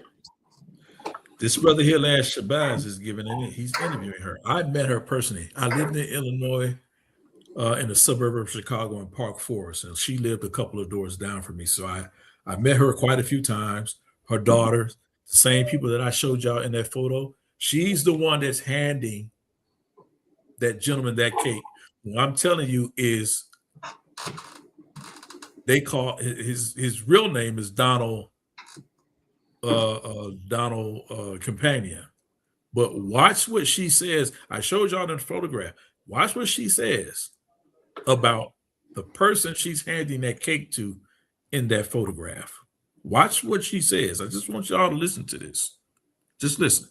Warning, the following segment of this documentary could blow your mind. Please have a psychiatric nurse on standby. I love it. Brother Omar, you there? Yes, I am. Assalamu alaikum. You're on the phone with Sister KHALIL Ali. Oh, Sister KHALIL, assalamu alaikum. Walaikum assalam, Brother Omar. How are you? Oh, I'm all right, sister. How are you? I'm doing fine. Thanks a lot. I am. Well, I saw a recent picture of you, and you certainly look marvelous. You look great. You might need glasses. No, I got good vision. Okay. Hey, Sister this brother's working on a project that he's working on Master Farad Muhammad, and I was sharing it with him the picture that you had shown me with Brother Abdullah, and I told him that you had said the messenger introduced you to. Now wait. Y'all see what this says here? This is her. They're interviewing her now. She's handing this cake to whom she claims is Master Farad Muhammad. Muhammad Abdullah. This is KHALIL Ali, Muhammad Ali's ex-wife, and she's handing the cake to whom she claims she was introduced to him as Master Farad Muhammad. Now, again, when I showed y'all the picture of that white man, who Wallace Farad thought was his son, this is the same guy here.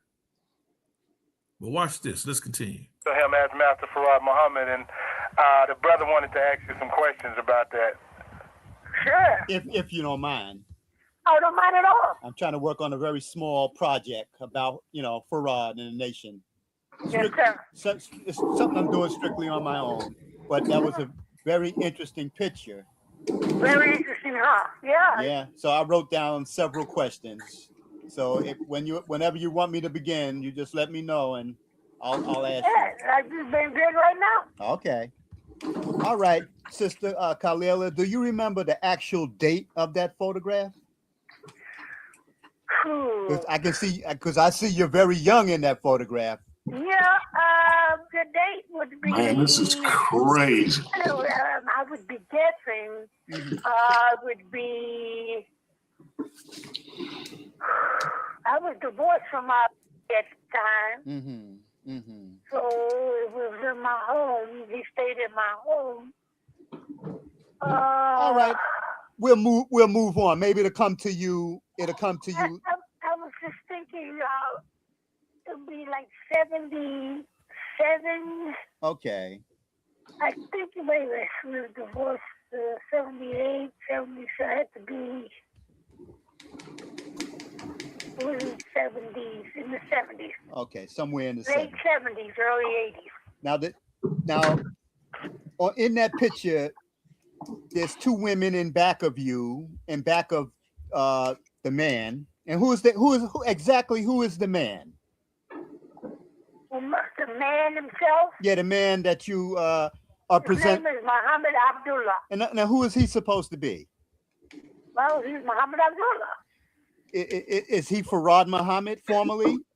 Well, I was introduced to him as that, but a lot of people don't believe it, but that's what I was introduced to him as. I can only go back. Now, you hear her say it. I was introduced to him as Wallace Farad Muhammad.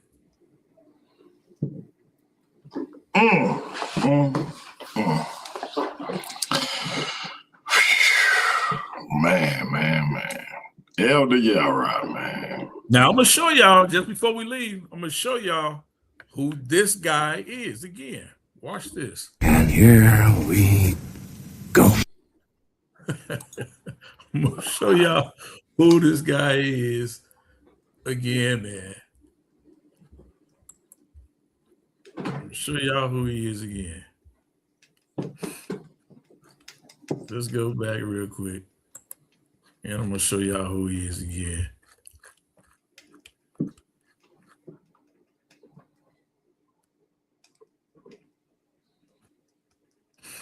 Show y'all who he is just one more time.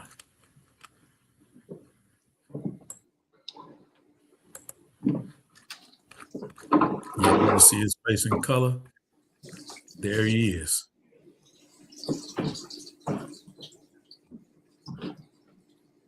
There he is. That's the same guy she's handing the birthday cake to.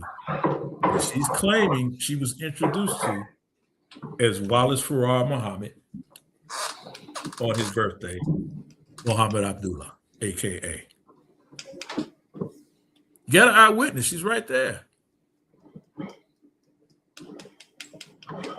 Beautiful thing is, man, you don't got to take Elder Yahweh's word for it.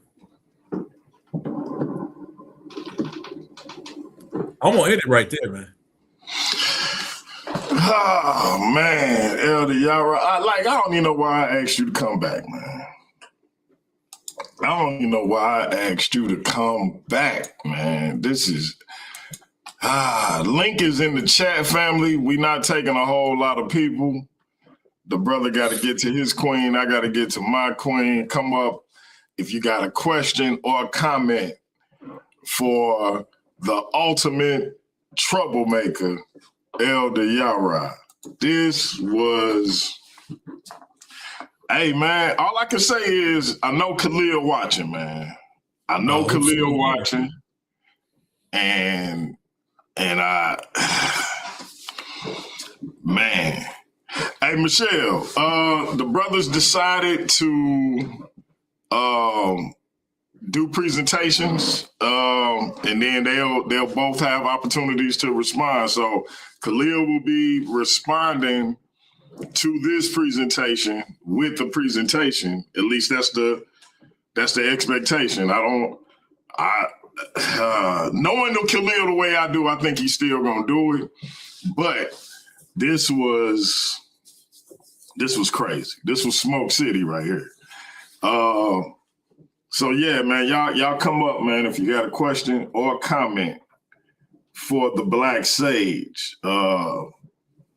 We ain't gonna be up here too much longer, so if don't nobody come in, we're gonna make our exit. But this was surgical. I'm gonna start calling the Black Sage. He is not Elder YARAH no more. He is Alonzo from Training Day. And it's because of this. You know I'm surgical with this bitch, Jake. How you want it? I'm just saying, man, we got a couple of people in the building. Al Morris and Jose Francis. Brother Al, you got a question or a comment for Alonzo from Training Day?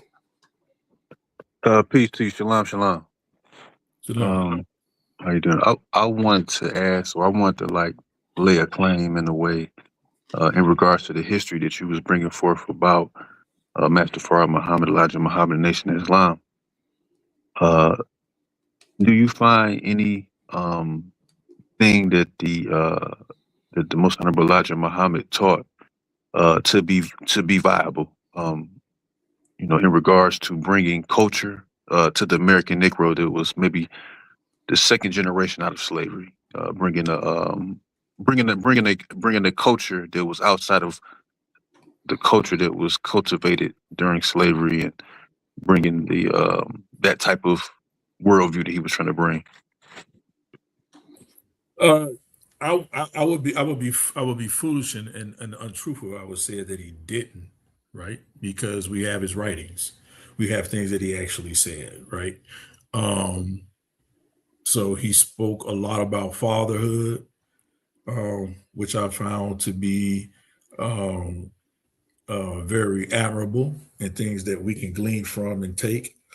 I found that his teachings on looking after, which is a biblical teaching as well, but it's also a Quranic teaching, looking after the widows and the orphans. Those things are always things to to build upon. He talked about having solid communities. He also talked about clearly, as we see, the quote unquote white man being a blind-haired, blue-eyed devil.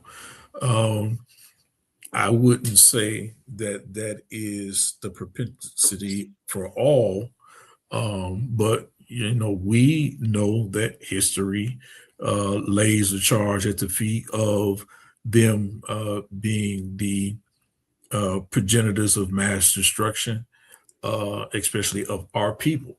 So for him to put it in that terms, I think that is something that was viable and a solid teaching for us as a collective community. But I also think that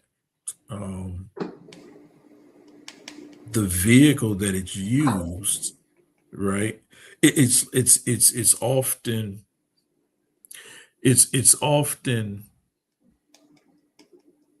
given to us something that looks good, it appears to be good, but it's laced with rat poison. One of my favorite scenes in the movie of Hoodlum, if y'all ever seen that movie with Lawrence Fishburne, is when he sits down in the ice cream shop and the young man. Excellent movie. Yeah, and the young man brings him his sundae, brings him his banana split. And he looks at it. It looks good, right? It looks good. But he asks the owner, who's always been making his banana split, he says, who made my banana split? And so he says, well, the young guy made it. So he tells the young guy to come over, tells him to have a seat. And he says, did the owner tell you I don't like nuts on my banana split? And he said, yes, sir, I forgot. I'll get you another. He said, no, hold on. Did he tell you or not I like nuts, that I don't like nuts on my banana split? So he said, let me tell you how I like my banana split. Yeah, that was a dope scene. He showed him the traditional split. Yeah, and then he showed him how he like his. Traditional split.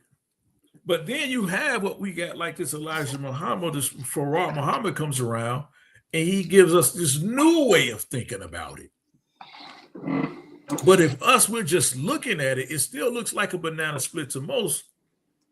But with the trained eye and with the one that's actually in tune and conscious, you already know that this is poison. It might look good, but it's rat poison. And a lot of times, because it looks good to us or it sounds good to us, we eat it anyway, not realizing that we're being fed rat poison simply because it looks good or sounds good. It doesn't really benefit us. And that's the problem with the basis of a lot of these newfound religions. It looks good, but it ain't for you. And that's the problem that we have in our community. We don't challenge. We just take everything. Say everybody else eating it, so we gonna eat it. But ain't nobody looking at it. Them nuts ain't really nuts. That's rat poison. So again, back to your question, he talks a lot of things that were good that we can still use today. But if you look at the whole compass of the meal that he was serving you, we ain't taking the rat poison out. We ain't taking out the parts that's detrimental to us. Right? That's the problem that we have, especially Black people, because we always, and I'm going to say it, we always looking for a savior. We're always looking for a savior. And the reason why that's a problem is because we don't sit down long enough to learn enough, to study enough, to know what a savior looks like. That's why it's easy to drag us. Jim Jones, a whole white man, killed more Black folks, grabbed more Black folks to follow him over there to Africa, wherever he took them and killed them and had them drinking the Kool-Aid. More Black folks died over there than white folks. How is that? How is that? Crazy. Then the same thing happens over and over and over and over and over again with our people. So, excellent question. Brother Jose, you got a question or comment for Alonzo from Training Day? Good evening, everyone. I want to ask this question. Both of them did presentations, but none of them addressed the actual history that deals with Islam in Africa and what happened when the Muslims came to North Africa with that craziness, and how the Nubians started shooting their eyes out and fighting fiercely against Islam. None of them dealt with that. If I can stop you though, Jose, this wasn't about the sub-Saharan invasion. This was strictly about, is Islam the Black man's religion? And of course, we talking about the NOI, because I don't think the other Islam even postulates or asserts to be the Black man's religion. So this is about the NOI. Also, this was about Master Fard Muhammad. I do think you make a good point in bringing up Islam and its impact on Africa and how it came into Africa. But I think that's something for another time. I'm actually working on an article for my Substack called Is Islam Anti-Black? So as always, we can do an open panel show on that. So hold on. So you're gonna take away my you're gonna take away my opportunity to be able to do a presentation and talk about some Nubian shooting out Arabic? No, not at all. Not at all. I think it's room for whatever you want to do and whatever I do. But go ahead and continue. No, I'm just saying. I just wanted to talk about it. I just wanted to relate it back to Kemet. That's all I wanted to do. Oh, so you just came up here to get your Kemet off. That's all you came to do. But it is historically valid, and it does go towards the topic because black people didn't wholeheartedly accept Islam. They fought Islam, and when they couldn't fight anymore, and they were defeated, the same Muslims who we're praising now said we want slaves and got mad when they didn't send healthy slaves. They sent the sick and the agree with that. We know that. Now, I agree 100%. Now, I don't want Elder Yara to get too happy because this might be the first, last, and only time I agree with him on a topic. This might be. I mean, Jose, I appreciate that, but as you mature, you'll start to agree with me more. So I don't want him. I don't want to get too happy about it. But as I said, the history was more important to me than all of those other things, because all of that boils down to me is just a religious argument. There's no history involved. There's nothing falsifiable or able to be proven in that sort of argument. And that's no disrespect to LDR, because I would have said that to anyone. That's not going to cut it with people like KHALIL SHABBAZ and the Nation of Islam. They don't want to hear that. They don't care. They're very religious. So you need to come to me. I would come with a more logical approach. Because the logical approach. I think you missed the first part of the debate. As you see the title, this is part 3. So if you go back and watch the first 2, you'll see much more of a logical approach, where I actually talk about Islam versus what the Nation of Islam and the Fruit of Islam actually teach, that it's actually not true Islam. And the majority of the Arab states that we see are in control today do not practice actual Islam.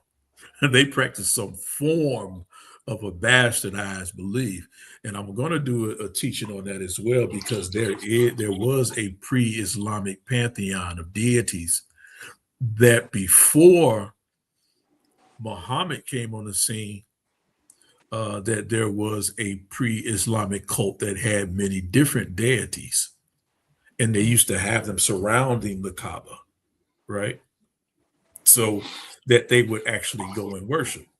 So it's not until Muhammad comes on the scene that he actually brings in this type of reform that we see today. So the Islam that Muhammad instituted is rarely the Islam that you know of and see today. It's not present in the NOI. It's not present in the FOI. It's not present among the Shiites. It's not present among the Sunnis. It's not. And there's also a third more orthodox teaching of Islam, branch of Islam that exists that's really talked about. They're more closely in line with what the Prophet Muhammad, peace be upon him, actually instituted. So it's different. It's just like Black Hebrew Israelites, Christians, just like those who follow Kemetic spirituality. There's different schools of thought that exist in them all. So that's what you see, and that's what you have. All right. Now, the different schools of thought with Kemet only come in modern times. There's only one school of thought in ancient Kemet that they write about in primary documents. There's no other form. There is none. I disagree with There's no that. Other system other than Ma'at. That's it. There's no deviation from that. There's absolute rulership of the king. That's it. There's nothing. Jose Francis, that's wholly incorrect. And you guys love to give this utopian-like understanding of what ancient That's not what I was. said. No. Hold on. Let me say this. You made a statement that only until modern times, they only practice Ma'at. But we have attestation in the Ramses period that we know that there was a pharaoh who had to deal with the uprising from the people because he decided what Ma'at would be. And in his version of Ma'at, I believe it was either Ramses the second or the fourth, I believe it was the fourth, that he decided that a part of Mayat was his ability that it allowed him to take other people's wives as his own. And you cannot argue against him as the Nasut because it was his responsibility to uphold Mayat, and whatever he said was Mayat is what you had to go by. Well, I want you to show me that text, that primary text. Oh, that's easy. I want you to show me that primary and text, so also, and then we'll talk about it. And then we'll talk about it. And so also, hold on. So also, if you want to say only modern times, what time are you talking about? You talking about before the Ptolemies came in? That can never be modern time. That can never be modern time. Exactly. But you said modern time. That's not modern time. That's but you said modern time. That's not modern. That's not modern. They came in and they acculturated ancient Kemet, and they didn't keep the. They brought in their understanding. Jose, are you willing to have a discussion with Elder Yarah about that? Am I willing to have a discussion? Not a debate, just a discussion. And we can air it on your channel and mine. Here's what I say is this. I want him to show me that primary access and show me where this man says my eye is why. Brother Shabazz, you start stepping and you ain't looking where you stepping. I want you to show me that. Yeah, Jose, just let me know if you're willing to have a discussion, and he'll bring it to the discussion. Well, then go ahead. I'm not scared. If you could show me something I don't know, then he'll show me something I don't know. But he's really ever showed me something I don't know about Kevin. And he does and to be honest, I'm gonna say this. And let's be honest. And let's be honest. Him and his crew don't use very good sources, in my view, when it comes to talking about. Oh man! And I'm gonna stick to that. Here's the thing. And I'm gonna stick to that. The problem with you guys making those statements is that you have a confirmation bias. You would disagree with anything that doesn't follow your line of ideology. No, I just agreed with what you said, and it's not my ideology. You can't make a valid argument. All right, all you have is a confirmation bias. We got the undeniable superstar Silky D in the building. Silky. But just to confirm, you got a question or comment? Hold on, Jose. We got Silky D in the building. Silky D. Do you have a question or comment for Elder Yarah? And before you get done, before you finish, talk about what people can expect from you and the Kemetic infomonger. I call him the Saver Supreme, our brother, Steve Calabro. And then my last thing for you, Silky, is I don't know if you've seen the top 10 rankings, but if you did, what you think of where you fell in at? It's on you. Oh man, well I'm gonna just start on the top on the 10 ranking. I should be to the rank number 1, but it's all right. I'll show that.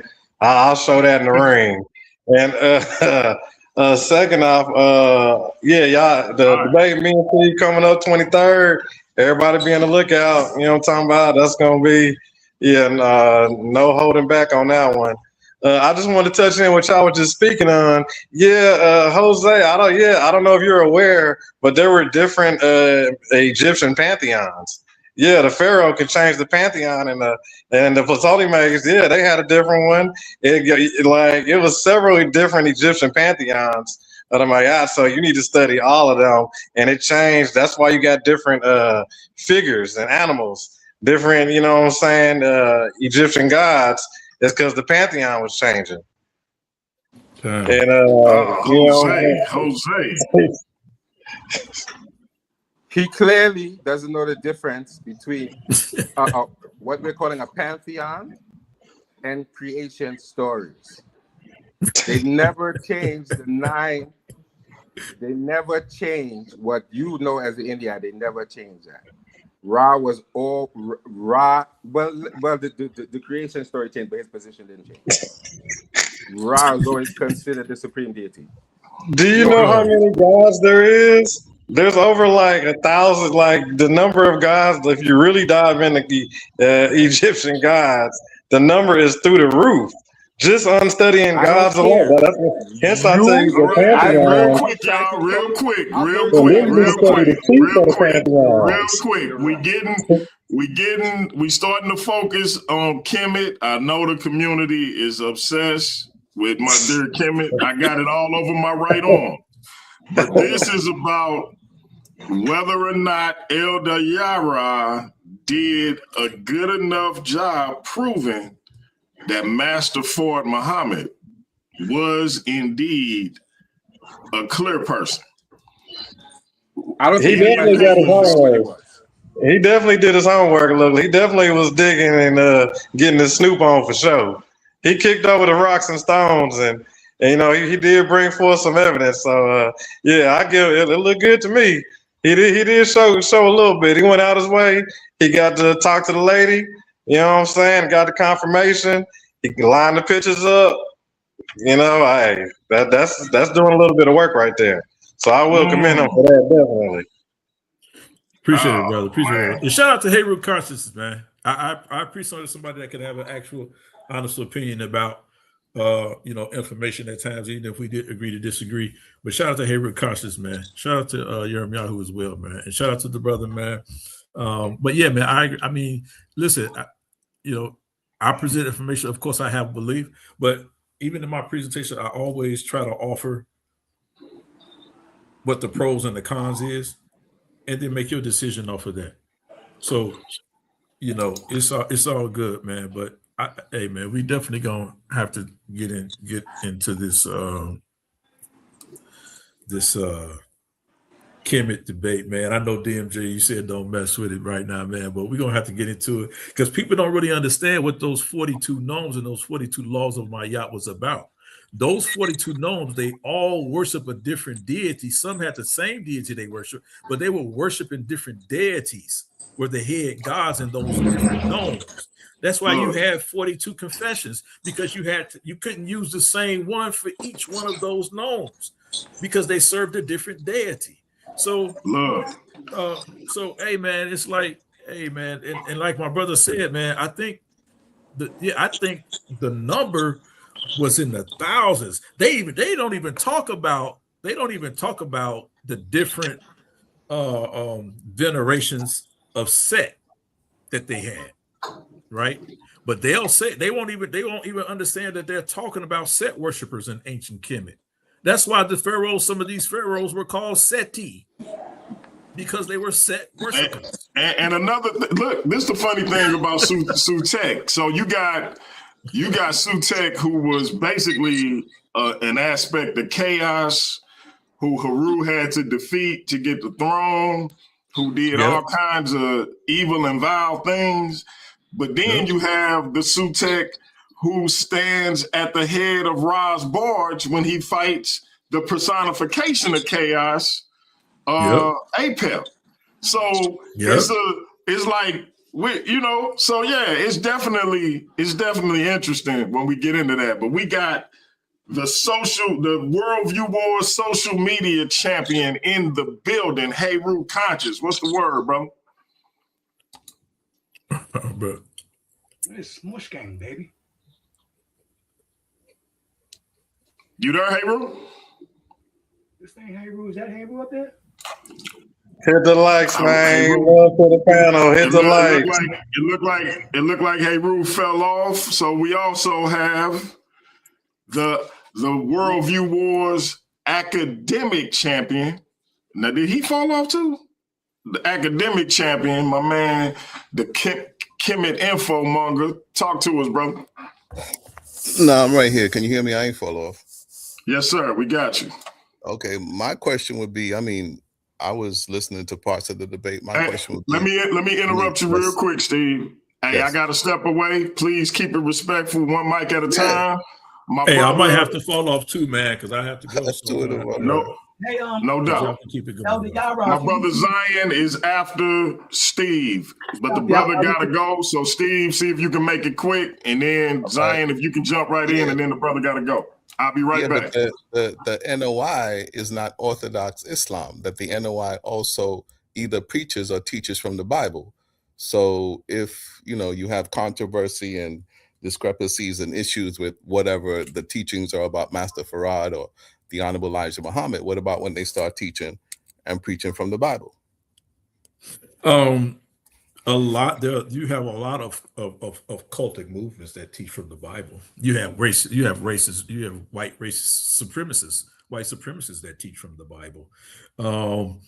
Simply because someone teaches from the Bible doesn't mean they're teaching the truth of the Bible, right?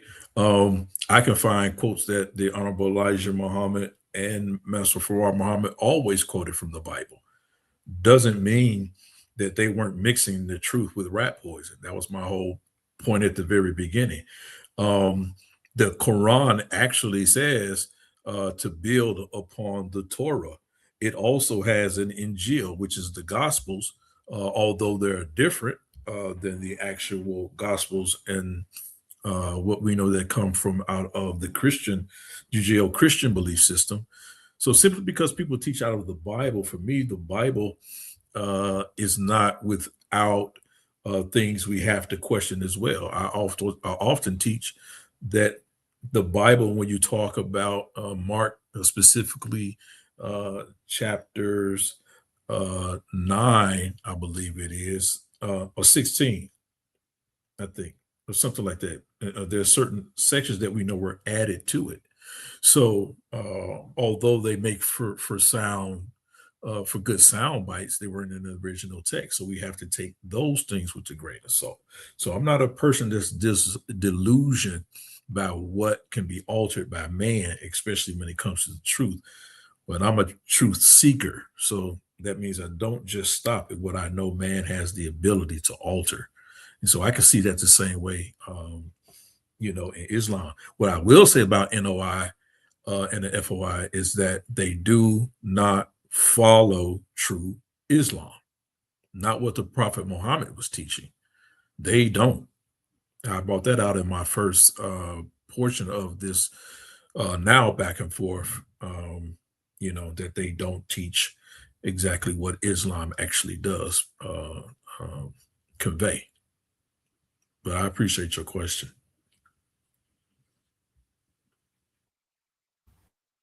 Go ahead, Zion. I ain't on my question. Okay, cool. Yeah, listen, I loved what you was doing. We had that discussion a little bit earlier, I think this week about those connections. I don't know if you found anything connecting Farad. That was very, very eloquent how you did that. Because we had that discussion. I said something about seeing somebody connect Farad to L. Ron Hubbard. You didn't find anything related in that area? I not specifically enough that I could prepare for this presentation, but as I said before, me personally, when I visited the Salon restaurant in Chicago, that on more than one occasion, that the moment you walk in, if it's still there, I haven't been in a few years, but the moment that you walk in the Salon restaurant in Chicago, which is headed by Farrakhan and the NOI right now today, directly to your right on the wall is a photograph. It's a painting, not a photograph. It's a painting of different of NOI leaders, right? And on the table they have the Bible, they have the Quran. It's a painting. They have the Bible, they have the Quran, and they have the Torah, and then they have a book of Dianetics by L. Ron Hubbard. It's on the table in that painting. And I always wondered to myself, why is that in that painting, right? Right. So although I didn't find the direct connections that you were referring to about L. Ron Hubbard and Wali Farad Muhammad, I do think there is some connection there simply based on what I experienced myself firsthand. But I didn't have enough time to study in depth to make a presentation on it. But it is interesting to get into. And Yahweh is not a demigod, Asiatic 7777 negative 7777. So I appreciate that. Great presentation. I'm looking forward. You got another part coming after this? I think The brother's gonna do his part because this particular portion of the discussion was Master Farad Muhammad, a white man, was what he challenged me with. So I just took the affirmative on it. He's going to bring it in because I said he was a white man. So he's going to bring, so he's going to bring his because it was supposed to be, for all of those of you who are out there listening, it was supposed to be a debate, right? But the brother decided he just wanted to do a presentation. So fine. Cool. Yeah, that's it. I'm not going to hold you. If you can give me a call before you get to your business after this, that'll be great, man. I'd like to talk to you real quick, man. I will. I got you, Mark. I appreciate it. Yep, I got you. Sure. Shout out DMG. Shout out to the panel and to the chat. You know what I'm saying? Big shout out to Paradigm Shift 314. I'm out. Yeah.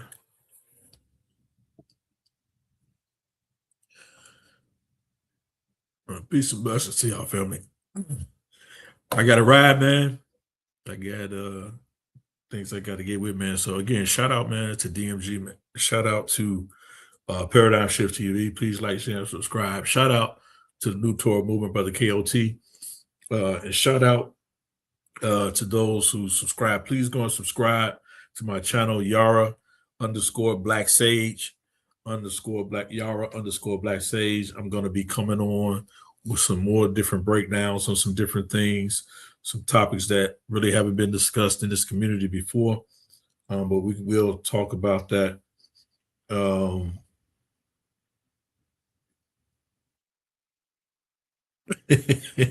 Asiatic 777, you a funny dude. But yeah, y'all hit us up, man. New Torah Movement, hit us up on the Black Sage, YARAH _Black Sage. We're gonna be coming with some good stuff. Jose Francis, I'm gonna have to take you because I haven't gotten anyone really on that ancient Kemet debate in a minute. But yeah, let's get it. Sophia did not create Yahweh, brother. Sophia is another version of what we would call wisdom or chokmah in the Hebrew. It's wisdom, man, which gives the feminine aspect of the search for truth and understanding, right? So that's what the scripture says, who can search the deep things of Yahweh, which is wisdom. But it's not one and the same. I mean, it's not separate. It's one and the same, right? So peace and blessings to y'all, fam. Y'all be easy, man. Shalom.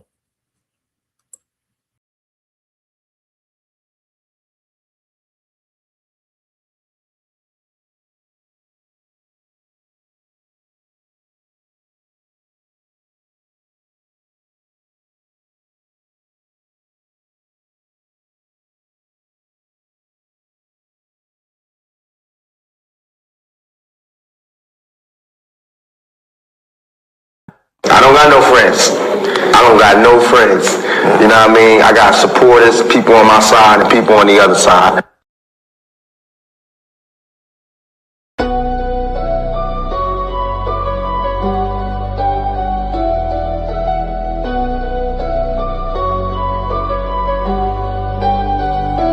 Welcome to the shift where the whole room blows. DMG vibes got the city on go. Stand on what you know, every mind gon' grow. This you flat, I'm with you, let the whole world know.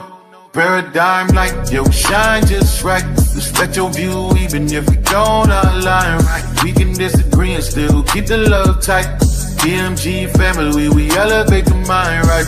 This that channel that be talking back, energy attack. Iron sharpens iron, watch the whole league react. Competition in the building, better tighten up your facts. We ain't clones, but we still mirror how you crack under impact. Every debate will work out, spot a week, rep fast. You live wrong, paradigm shift, and break your stance. I'm the judge, the jury, the pen, the contrast. My bars hit always like a quadruple. Bond tell the shift, where the whole room glow.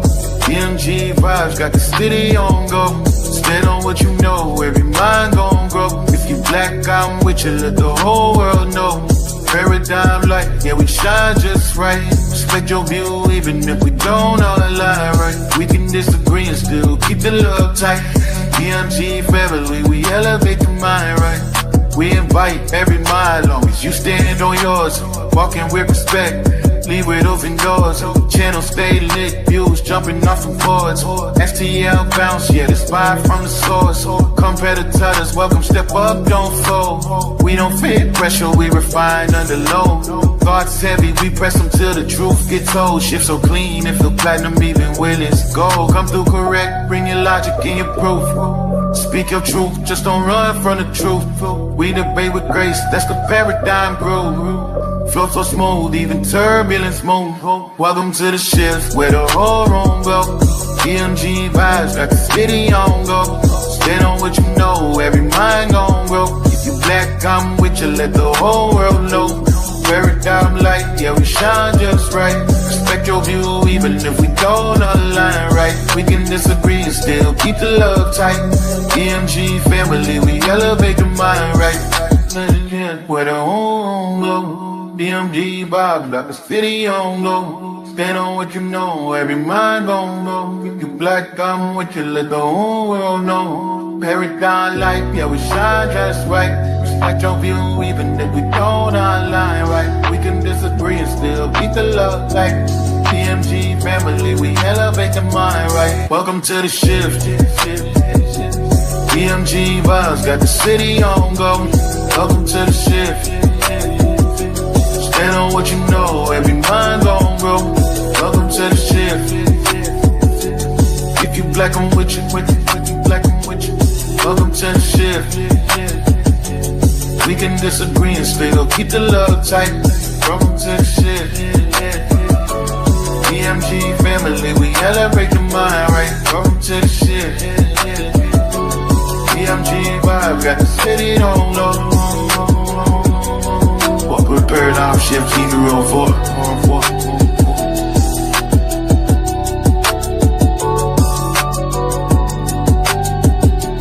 Y'all know I say that greeting for one reason and one reason only. It's because if you black, I'm with you. And I hope that you with me.